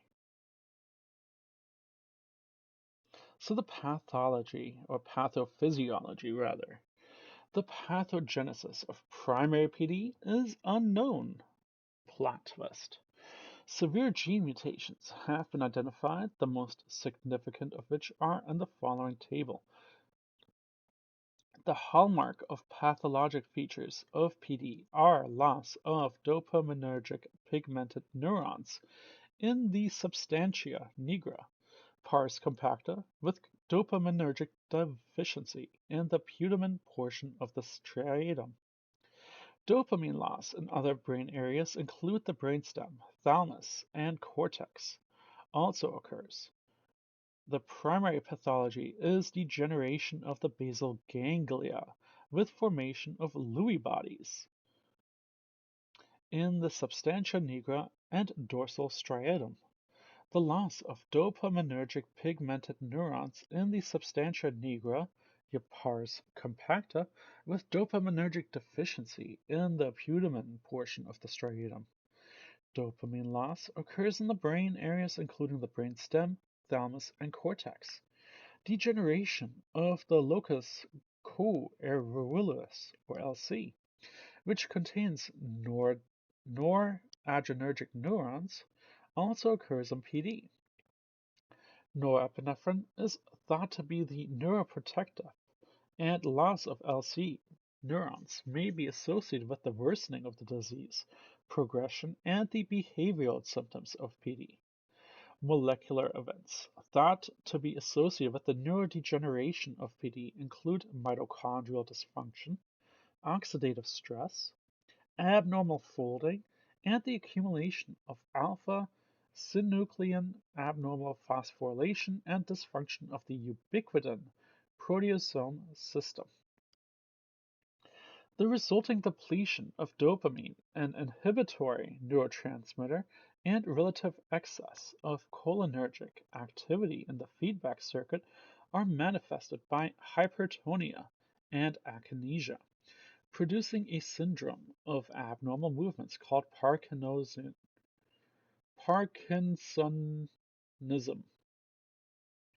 Neuroimaging shows degeneration of the dopaminergic neurons preceded the onset of motor symptoms by as long as 3 to 6 years. Dementia may develop over decades with infiltration of Lewy bodies and plaque formation similar to Alzheimer's disease. Loss of cholinergic subcortical input into the cortex is associated with non-motor symptoms of PD. So again, we have our atrophic substantia nigra compared with the normal control. And here we have the reduced fluorodopa in PD.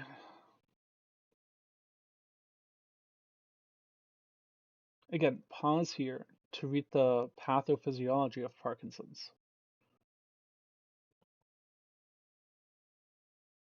Clinical manifestations.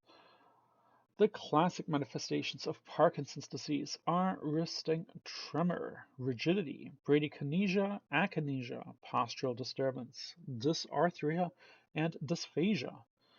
These may develop alone or in combination, but as the disease progresses, all of these usually present. All are usually present. Sorry. There is no true paralysis. Onset of symptoms is insidious, and symptoms appear after 70% to 80% loss of pigmented nigral neurons and 60 to 70% loss of striatal dopamine. The symptoms are always bilateral, but usually involve one side early in the illness. Because the onset is insidious, the beginning of symptoms is difficult to document. Your reflex status, sensory status, and mental status usually are normal early in the disease. Your postural abnormality, your difficulty walking, and weakness develops as neurodegeneration progresses. Disorders of equilibrium result from postural abnormalities. The person with PD is unable to make the appropriate postural adjustment to tilting or falling and falls like a post when starting to tilt.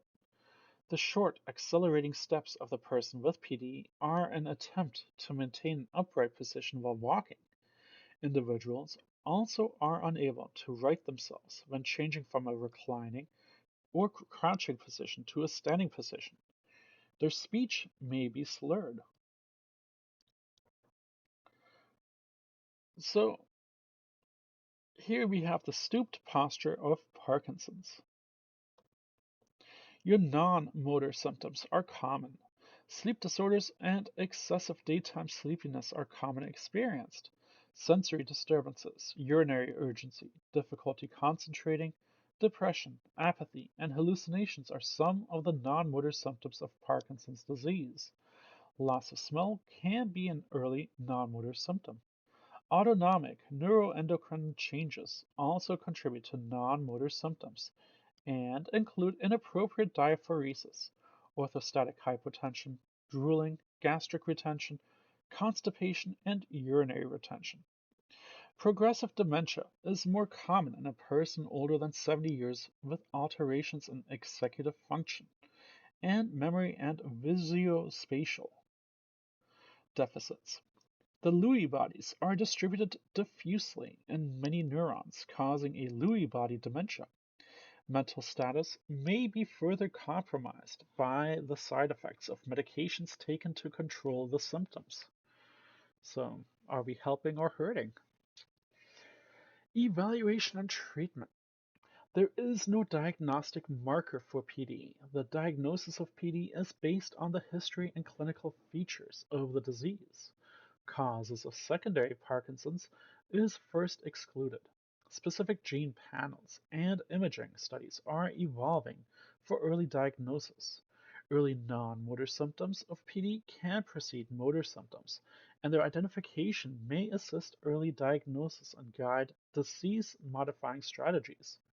Treatment of PD is symptomatic, with drug therapy to protect or restore striatal dopamine levels and decrease akinesia and manage non-motor symptoms. However, because of troublesome side effects and loss of effectiveness, drug therapies may not be started until the symptoms become incapacitating. Recent studies of the gut microbiome in mice indicate the gut dysbiosis is a cause of synucleopathies and neuroinflammation, with early manifestations of subtle motor and gastrointestinal symptoms such as constipation. More research is needed to assist with the early diagnosis and preventive strategies. Deep brain stimulation is replacing surgery to treat persons unresponsive to drug therapy. Implants of stem cells and fetal cells, as well as gene therapy, are strategies for future treatment. Non-motor symptoms and general immobility are special problems requiring interdisciplinary efforts to improve functional status. Your upper and lower motor neuron syndromes, paresis, paresis and paralysis are symptoms of upper and lower motor neuron syndromes. Paresis, or weakness, is impairment of motor function, that is, partial paralysis with incomplete loss of muscle power. Paralysis is loss of motor function so that a muscle group is unable to overcome gravity. So here we have an upper and lower motor neuron signs and symptoms. Again, pause to do the comparison. Your upper motor neuron syndrome. Upper motor neuron syndromes are the result of damage to descending motor pathways at cortical, brainstem, or spinal cord levels. Your upper motor neurons direct the lower motor neurons to produce movements, such as walking or chewing. Upper motor neurons paresis or paralysis, also known as spastic paresis paralysis and different terms are used to describe the specific disorders.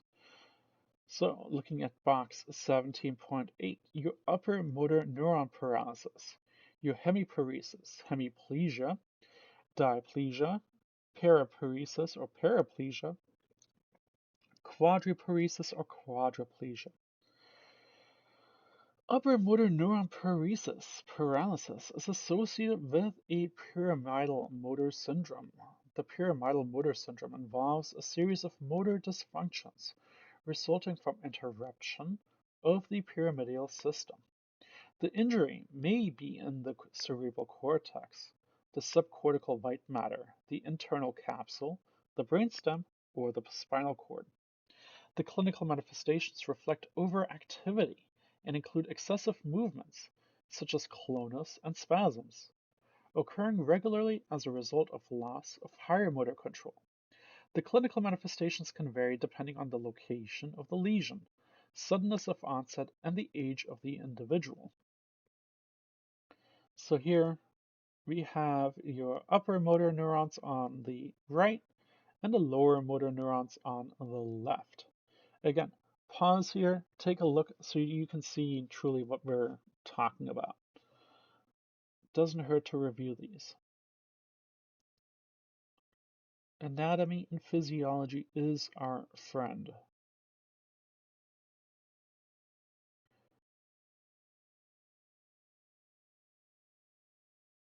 So here you can see the motor complex and how it can affect certain cranial nerves. The structure of the upper motor neuron or pyramidal system.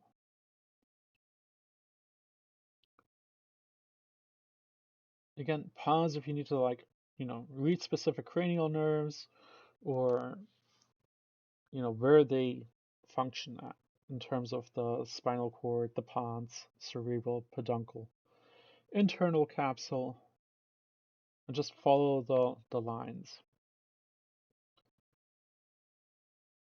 Spinal shock is the temporary loss of all spinal cord function below the lesion. It is characterized by complete flaccid paralysis, absence of reflexes, and marked disturbances of bowel and bladder function. Hypotension can occur from loss of sympathetic tone at higher levels of spinal cord injury. A major factor in spinal cord shock is the sudden destruction of the efferent pathways from the motor cortex and brainstem. If destruction occurs more slowly, spinal shock may not develop. If the pyramidal system is interrupted above the level of the pons, the hand and the arm muscles are greatly affected. Paralysis rarely involves all of the muscle on one side of the body, even when the hemiplegia results from complete damage to the internal capsule. Bilateral movements, such as those of the eye, jaw, and larynx, are affected only slightly, if at all. Predominantly, the limbs are influenced because of their bilateral control. Trunk muscles are much less affected. Paralysis associated with the pyramidal motor syndrome rarely remains flaccid for the prolonged time. After a few days or weeks, a gradual return of spinal reflexes marks the end of spinal shock. Reflexes then become hyperactive, and muscle tone is increased significantly, particularly in the anti-gravity muscles. Spasticity is common, although rigidity occurs occasionally. Most often, passive range of motion cause the clasp knife phenomenon, probably by activating stretch receptors on the muscle spindles and Golgi tendon organ. With pyramidal motor syndrome, predominantly the flexors of the arms and the extensors of the legs are affected. The Babinski sign is present. Your lower motor neuron syndromes. Lower motor neurons are the large motor neurons in the anterior horn of the spinal cord and the motor nuclei of the brainstem. The axons from these nerve cell bodies bring nerve impulses from the upper motor neurons to the skeletal muscles through the anterior spinal root of the cranial nerve. Lower motor neurons impair voluntary and involuntary movement. The degree of paralysis or paresis is proportional to the number of lower motor neurons affected. If only some of the motor neurons units that supply a muscle are affected, only partial paresis or paralysis results. If all of the motor units are affected, a complete paralysis results. Other clinical manifestations also are proportional to a degree of dysfunction, but the precise manifestation depends on the location of the dysfunction in the motor unit in the CNS. So here you see the complete structure of the lower motor neuron, including motor and sensory elements. Again, stop and pause if you want to take a look and review the anatomy portion of this. Small motor gamma neurons with function to maintain muscle tone and protect the muscle from injury also are necessary for normal motor movement. They depend on the input from the muscle spindle. Dysfunction in this motor system impairs tone and reduces the tendon reflexes, causing hyporeflexia. The muscles become susceptible to damage from hyperextensibility because the normal protective mechanism that prevents muscle fibers injury are impaired. The degree of tone loss and loss of tendon reflexes are proportional to the dysfunction in the reflex motor units. Generally, the large and small motor neuron systems are equally affected. Therefore, the muscle has reduced or absent tone and is accompanied by hyporeflexia or areflexia and flaccid paresis paralysis. Denervated muscles atrophy over weeks to months, mostly from disuse, and demonstrate fasciculations, occasionally denervated muscle cramps. Fibrillation is isolated contraction of a single muscle fiber because of metabolic changes in denervated muscles and is not clinically visible. Your motor neuron disease. Motor neuron disease results from progressive degeneration of upper or lower motor neurons in the spinal cord, brainstem, or cortex.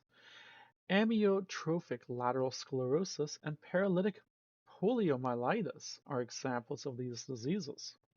Several pathologic processes may generate motor neuron diseases that can be sporadic or inherited. A virally induced or post-infectious or post-vaccination inflammatory process may injure or destroy anterior horn cells or cranial nerve cell bodies. Most of these inflammatory processes are mild and are followed by rapid cellular recovery. So here, for instance, we're talking about Bell palsy. So go ahead and hit pause if you wish to read more about Bell palsy. In motor neuron disease, muscle strength, muscle tone, and muscle bulk are affected in the muscles, innervated by the involved motor neurons. The paresis and paralysis associated with anterior horn cell injury are segmental. But because each muscle is supplied by two or more roots, the segmental character of the weakness may be difficult to recognize. When cranial nerve motor nuclei are affected, these lack nerve roots and have only small rootlets near the point of exit from the brainstem. The distribution of the motor weakness follows that of the peripheral nerve. The weakness may involve distal muscles, proximal muscles, and the muscles of midline structures. Hypotonia and hyporeflexia or areflexia are present. The atrophy associated with motor neuron disease is segmental when the anterior horn of the spinal cord are involved and follows the distribution of the peripheral nerve when the motor nuclei of the cranial nerve are affected. The atrophy may be in distal, proximal, or midline muscles. Fasciculations are particularly associated with primary motor neuron injury, and muscle cramps are common. Mild fatigue is a common complaint if the pathophysiologic process is limited to the primary motor neuron. No sensory changes are evident. Because degenerative disorders can cause loss of nerve cells in the anterior horn or motor nuclei, the surviving cells are small and shrunken and filled with lipofuscin. Lost neurons are replaced by astrocytes. The roots or rootlets are thin, and the muscles show denervation and atrophy. Several brainstem syndromes involve damage to one or more of the cranial nerve nuclei. These are called cranial nerve palsy and may be caused by vascular occlusion, tumor, aneurysm, tuberculosis, or hemorrhage. So here are some examples of cranial nerve palsies. Again, pause, take a look at these. It doesn't hurt to know where your nuclear palsy is occurring, whether it's ocular, facial, vagal, your hypoglossal. I can get it all on one page. So if you hit pause here, here's a good spot. The anterior horn cells and the motor nuclei of the cranial nerves may be affected secondarily in many severe pathologic processes that primarily involve in the peripheral nerve. The condition may extend proximally to affect the nerve roots or rootlets and the motor neurons themselves, a process commonly seen, for example, in Guillain-Barré syndrome. If sufficient number of motor neurons are destroyed, permanent loss of motor function result because regeneration of the damaged axons require a living neuronal cell body. A group of degenerative disorders principally cause progressive motor cell atrophy. One of these is progressive spinal muscular atrophy, in which the degenerated anterior horn cells of the spinal cord are the affected motor neurons. This disorder occurs in adults and closely resembles the familial progressive muscular atrophies that occur in infants and children, and that are considered inherited metabolic disorders. If the motor nuclei of the cranial nerves are affected instead of the anterior horn cells, the disorder is labeled progressive bulbar palsy, so named because the myelencephalon originally was called the bulb of the degenerative process, causes a progressive, more serious condition. When any lower motor neuron syndrome involves the cranial nerves that arise from the bulb, the dysfunction is called bulbar palsy. The clinical manifestations of bulbar palsy include paresis or paralysis of the jaw, face, pharynx, and tongue musculature. Articulation is affected, especially articulation of the lingual R, N, and L, labial B, M, P, and F, your dental D and T, and palatal K and G, consonants. Modulation is impaired, making the voice rasping or nasal. Pharyngeal reflexes are diminished or lost. Palate and vocal cord movement during the phonation is impaired, and chewing and swallowing are affected. The facial muscles are weak, and the face appears to droop. The jaw jerk reflex is decreased, atrophy eventually becomes apparent, as do fasciculations. All these manifestations become progressively worse, leading to aspiration, malnutrition, possible dehydration, and an inability to communicate verbally. Amyotrophic lateral sclerosis, or ALS, also known as Lou Gehrig disease, is a worldwide degenerative disorder with loss of lower and upper motor neurons resulting in progressive muscle weakness. Amyotrophic refers to the predominant lower motor neuron component of the syndrome. Lateral sclerosis, scarring of the corticospinal tract, and the lateral column of the spinal cord refers to the upper motor neuron component of the syndrome. ALS may begin at any time from the fourth decade of life. Its peak occurrence is between 60 and 69 years of age, with about 3.9 cases per 100,000 in the US. The prevalence is higher in males.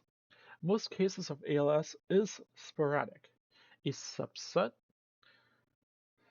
have a familial form of genetic mutation in C9orf72, superoxidase dismutase, and fused in sarcoma that contribute to the neurotoxicity affecting motor neurons. Your mutated TAR RNA binding protein 43, your DTP43, is a major constituent of the toxic ubiquitinated protein inclusions found in motor neurons and glial cells. More than 40 ALS-associated genes have been identified. Gene and environment interactions are being evaluated as a cause of ALS. Genetic testing is available. So pathophysiology, the cause of ALS is unknown. Apoptotic factors, abnormal synthesis and filament units, defects in axonal transport, glutamate excitotoxicity, oxidative stress, growth factor, mitochondrial dysfunction, and neuroinflammation are all under investigation. The principal pathologic feature of ALS is degeneration and death of upper and lower motor neurons, including the neuromuscular junction. There is a decrease in large motor neurons in the spinal cord, brainstem, and cerebral cortex, with ongoing degeneration in the remaining motor neurons. The nuclei of the cranial nerves 3, 4, and 6 usually are not involved. Death of the motor neurons result in axonal degeneration and secondary demyelination of glial proliferation and sclerosis along the corticospinal tract. Inclusion bodies containing the protein ubiquitin are found in surviving neurons. However, there also is widespread neural degeneration of non-motor neurons in the spinal cord and motor cortices, as well as the premotor sensory and temporal cortices.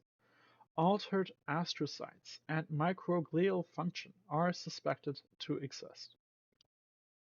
Your lower motor neuron degeneration denervates motor units. Adjacent still viable lower motor neurons attempt to compensate by distal intramuscular sprouting, reinnervation, and enlargement of motor units. So clinical manifestation includes the presentation of symptoms that can be variably among individuals because of the numerous genes and multiple systems involved. The initial onset of ALS can be subtle, with cramping or weakness that affects a limb in coordination, slurring of speech, and difficulty swallowing. About 60% of individuals have a spinal form of the disease with focal muscle weakness beginning in the arms and legs and progressing to muscle atrophy, spasticity, and loss of manual dexterity and gait. No associated mental, sensory, or autonomic symptoms are present. Muscle weakness in ALS exhibits the following characteristics. Paresis usually begins in a single muscle group. Corresponding muscle groups are asymptomatically affected in mottled distribution. Gradual involvement occurs in all striated muscles, except extraocular and heart muscles, and progresses to paralysis with no remission. Flaccid and spastic paresia or paresis may coexist in a single muscle group. Flaccid paresis may mask spasticity, which is usually mild.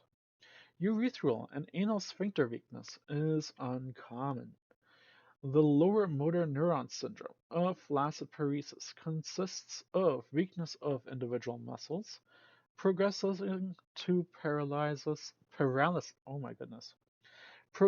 paralysis associated with hypotonia and primary muscle atrophy.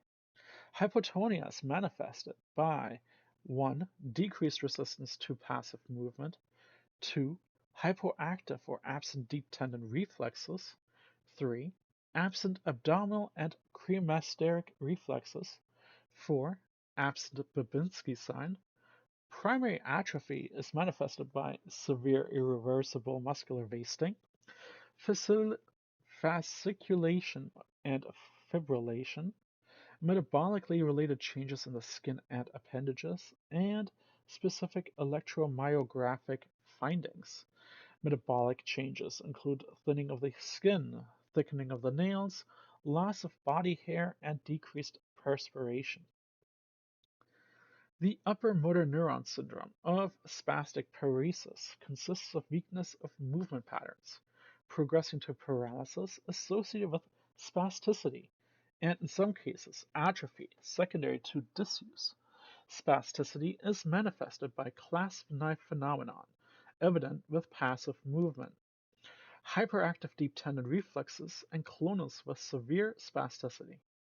Absent abdominal and cremasteric reflexes, and presence of the Babinski sign.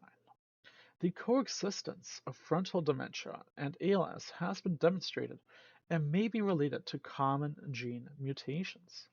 So what is our evaluation and treatment? The diagnosis of ALS is based predominantly on the medical history and physical exam, with no evidence of other neuromuscular disorders. Electromyography and muscle biopsy result verifying lower motor neuron degeneration and denervation.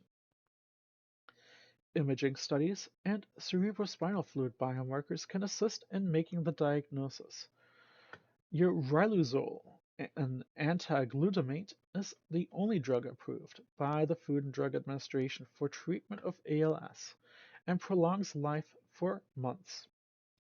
Supportive and rehabilitation management is directed at relief of symptoms, prevention of complications, maintenance of maximal function, and maintenance of optimal quality of life. Special problems requiring preventative and symptomatic management are communication difficulties caused by dysmesis and dysphonia.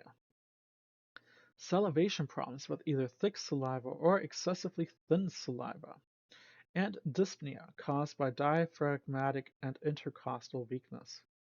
Ventilatory issues become prominent. Psychologic support of the affected individual and the family is extremely important in this disorder. ALS is fatal from respiratory failure within 3 years of diagnosis.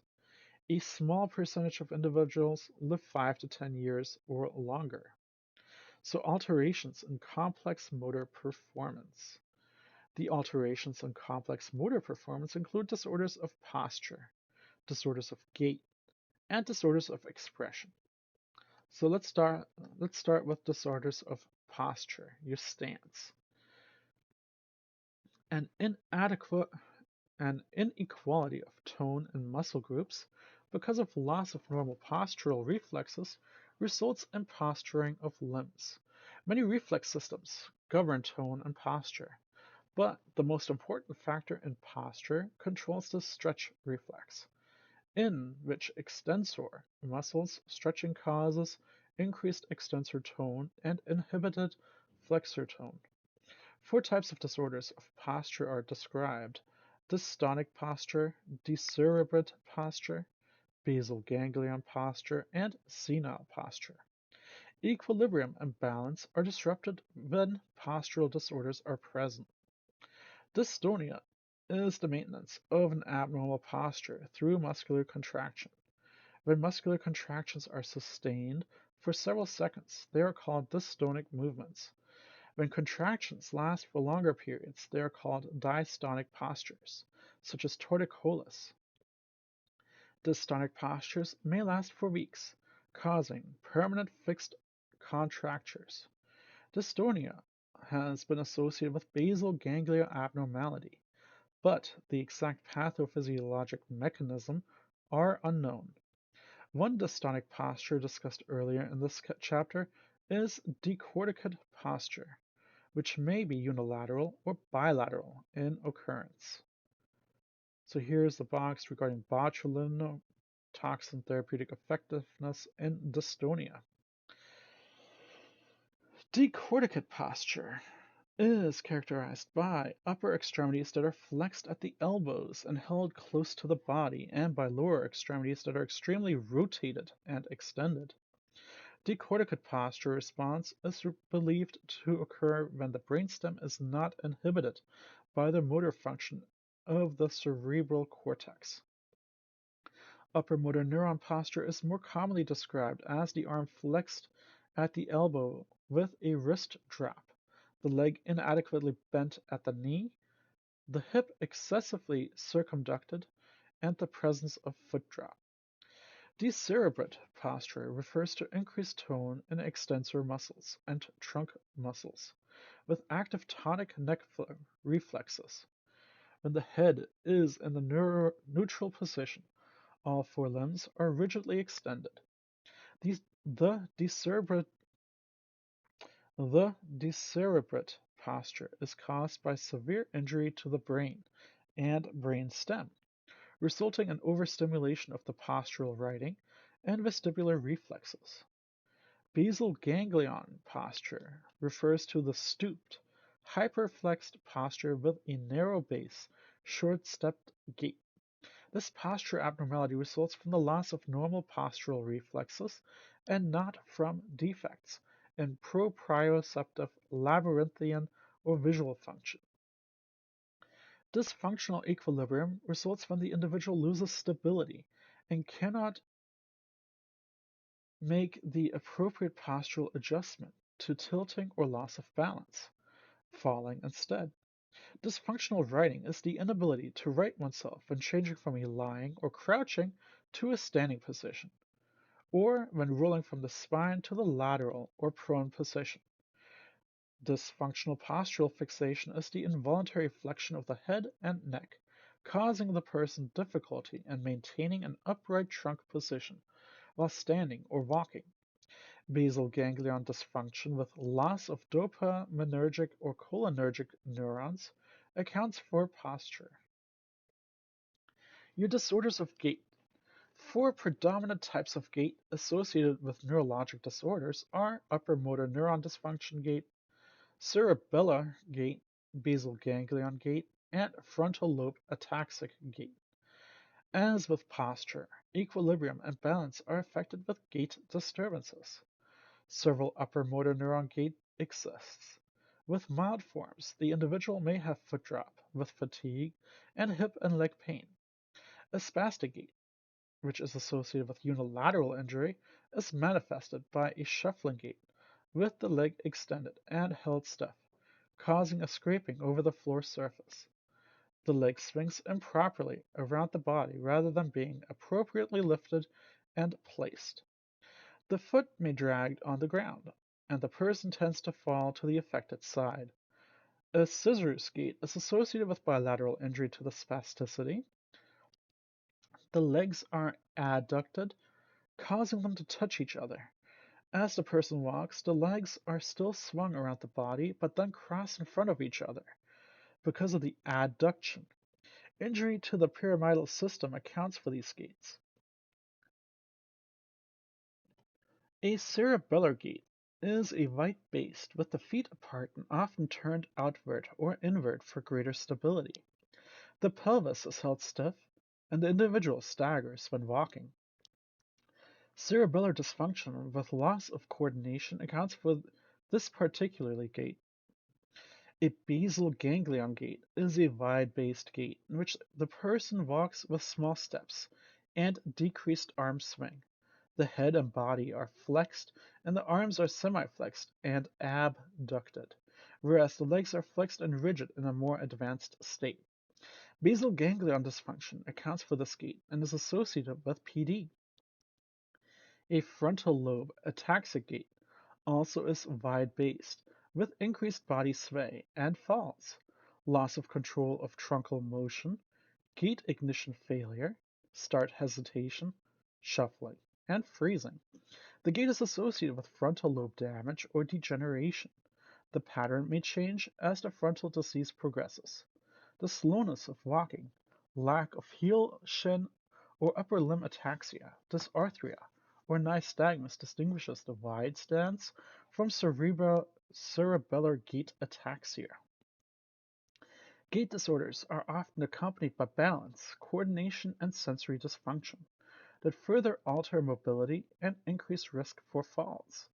Assessment and intervention strategies are important for the prevention of injury. So, disorders of expression.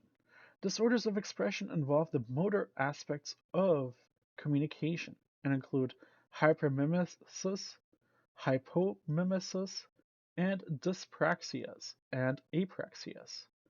Hypermimesis is a disinhibition phenomenon that most commonly manifests as pathological laughter or crying. Pathologic laughter is associated with right hemisphere injury and pathologic crying is associated with left hemisphere injury. The exact pathophysiology is not known. Hypomimesis manifests as aprosody, or the loss of voice modulation, so the pitch, speed, emphasis, and emotion. Receptive aprosody involves an inability to understand emotion in speech and facial expression, whereas expressive aprosody involves the inability to express emotion in speech and facial expression. Aprosody is associated with right hemisphere damage. Dyspraxia is the partial inability, and apraxia is the complete inability to perform purposeful or skilled motor acts in the absence of paralysis, sensory loss, abnormal posture and tone, abnormal involuntary movement, incoordination, or inattentiveness. These are disorders of learned skill movements. Dyspraxia and apraxia are associated with left hemisphere vascular disorders, particularly stroke, trauma, tumor, degenerative disorders, infections, and metabolic disorders. Both motor and sensory neural networks play a role in skilled movement. So here at this table, we're looking at dyspraxias and apraxias, and whether it's types, description, and location. So pause and make sure you read some of these over if you are unfamiliar. True dyspraxias occur when the connecting pathway between the left and right cortical areas are interrupted, causing language motor and motor representation disconnections between the hemispheres. Dyspraxias may result from the pathologic process that disrupts the cortical areas necessary for the conceptualization and execution of the complex motor act or the communication pathway within the left hemisphere or between the hemispheres. Your extrapyramidal motor syndromes. Because the extrapyramidal system encompasses all the motor pathways except the pyramidal system, two types of motor dysfunction compromise the extrapyramidal motor syndromes. One, the basal ganglia motor syndromes, and two, the cerebellar motor syndromes. Unlike pyramidal motor syndromes, both extrapyramidal motor syndromes result in movement or posture disturbance without significant paralysis, along with other distinctive symptoms. So again, here's a table that shows your pyramidal versus your extrapyramidal motor syndromes. So please stop, pause, and look these over. Your basal ganglia motor syndromes are movement disorders that involve either a paucity or an excess of movement. Stress and nervous tension typically worsen the symptoms, whereas relaxation improves motor performance. Akinesias may occur despite normal strength. Involuntary movement, such as tremor, chorea, balism, athetosis, and dystonia, also may occur and probably are caused by the loss of normal modulating effects of the corpus striatum and other parts of the basal ganglia. They can be associated with brain trauma, stroke tumor, infection, metabolic disorders, multiple sclerosis, progressive supranuclear palsy, PD, and medication side effects. Basal ganglia motor syndromes are also characterized by alterations in muscle tone and posture.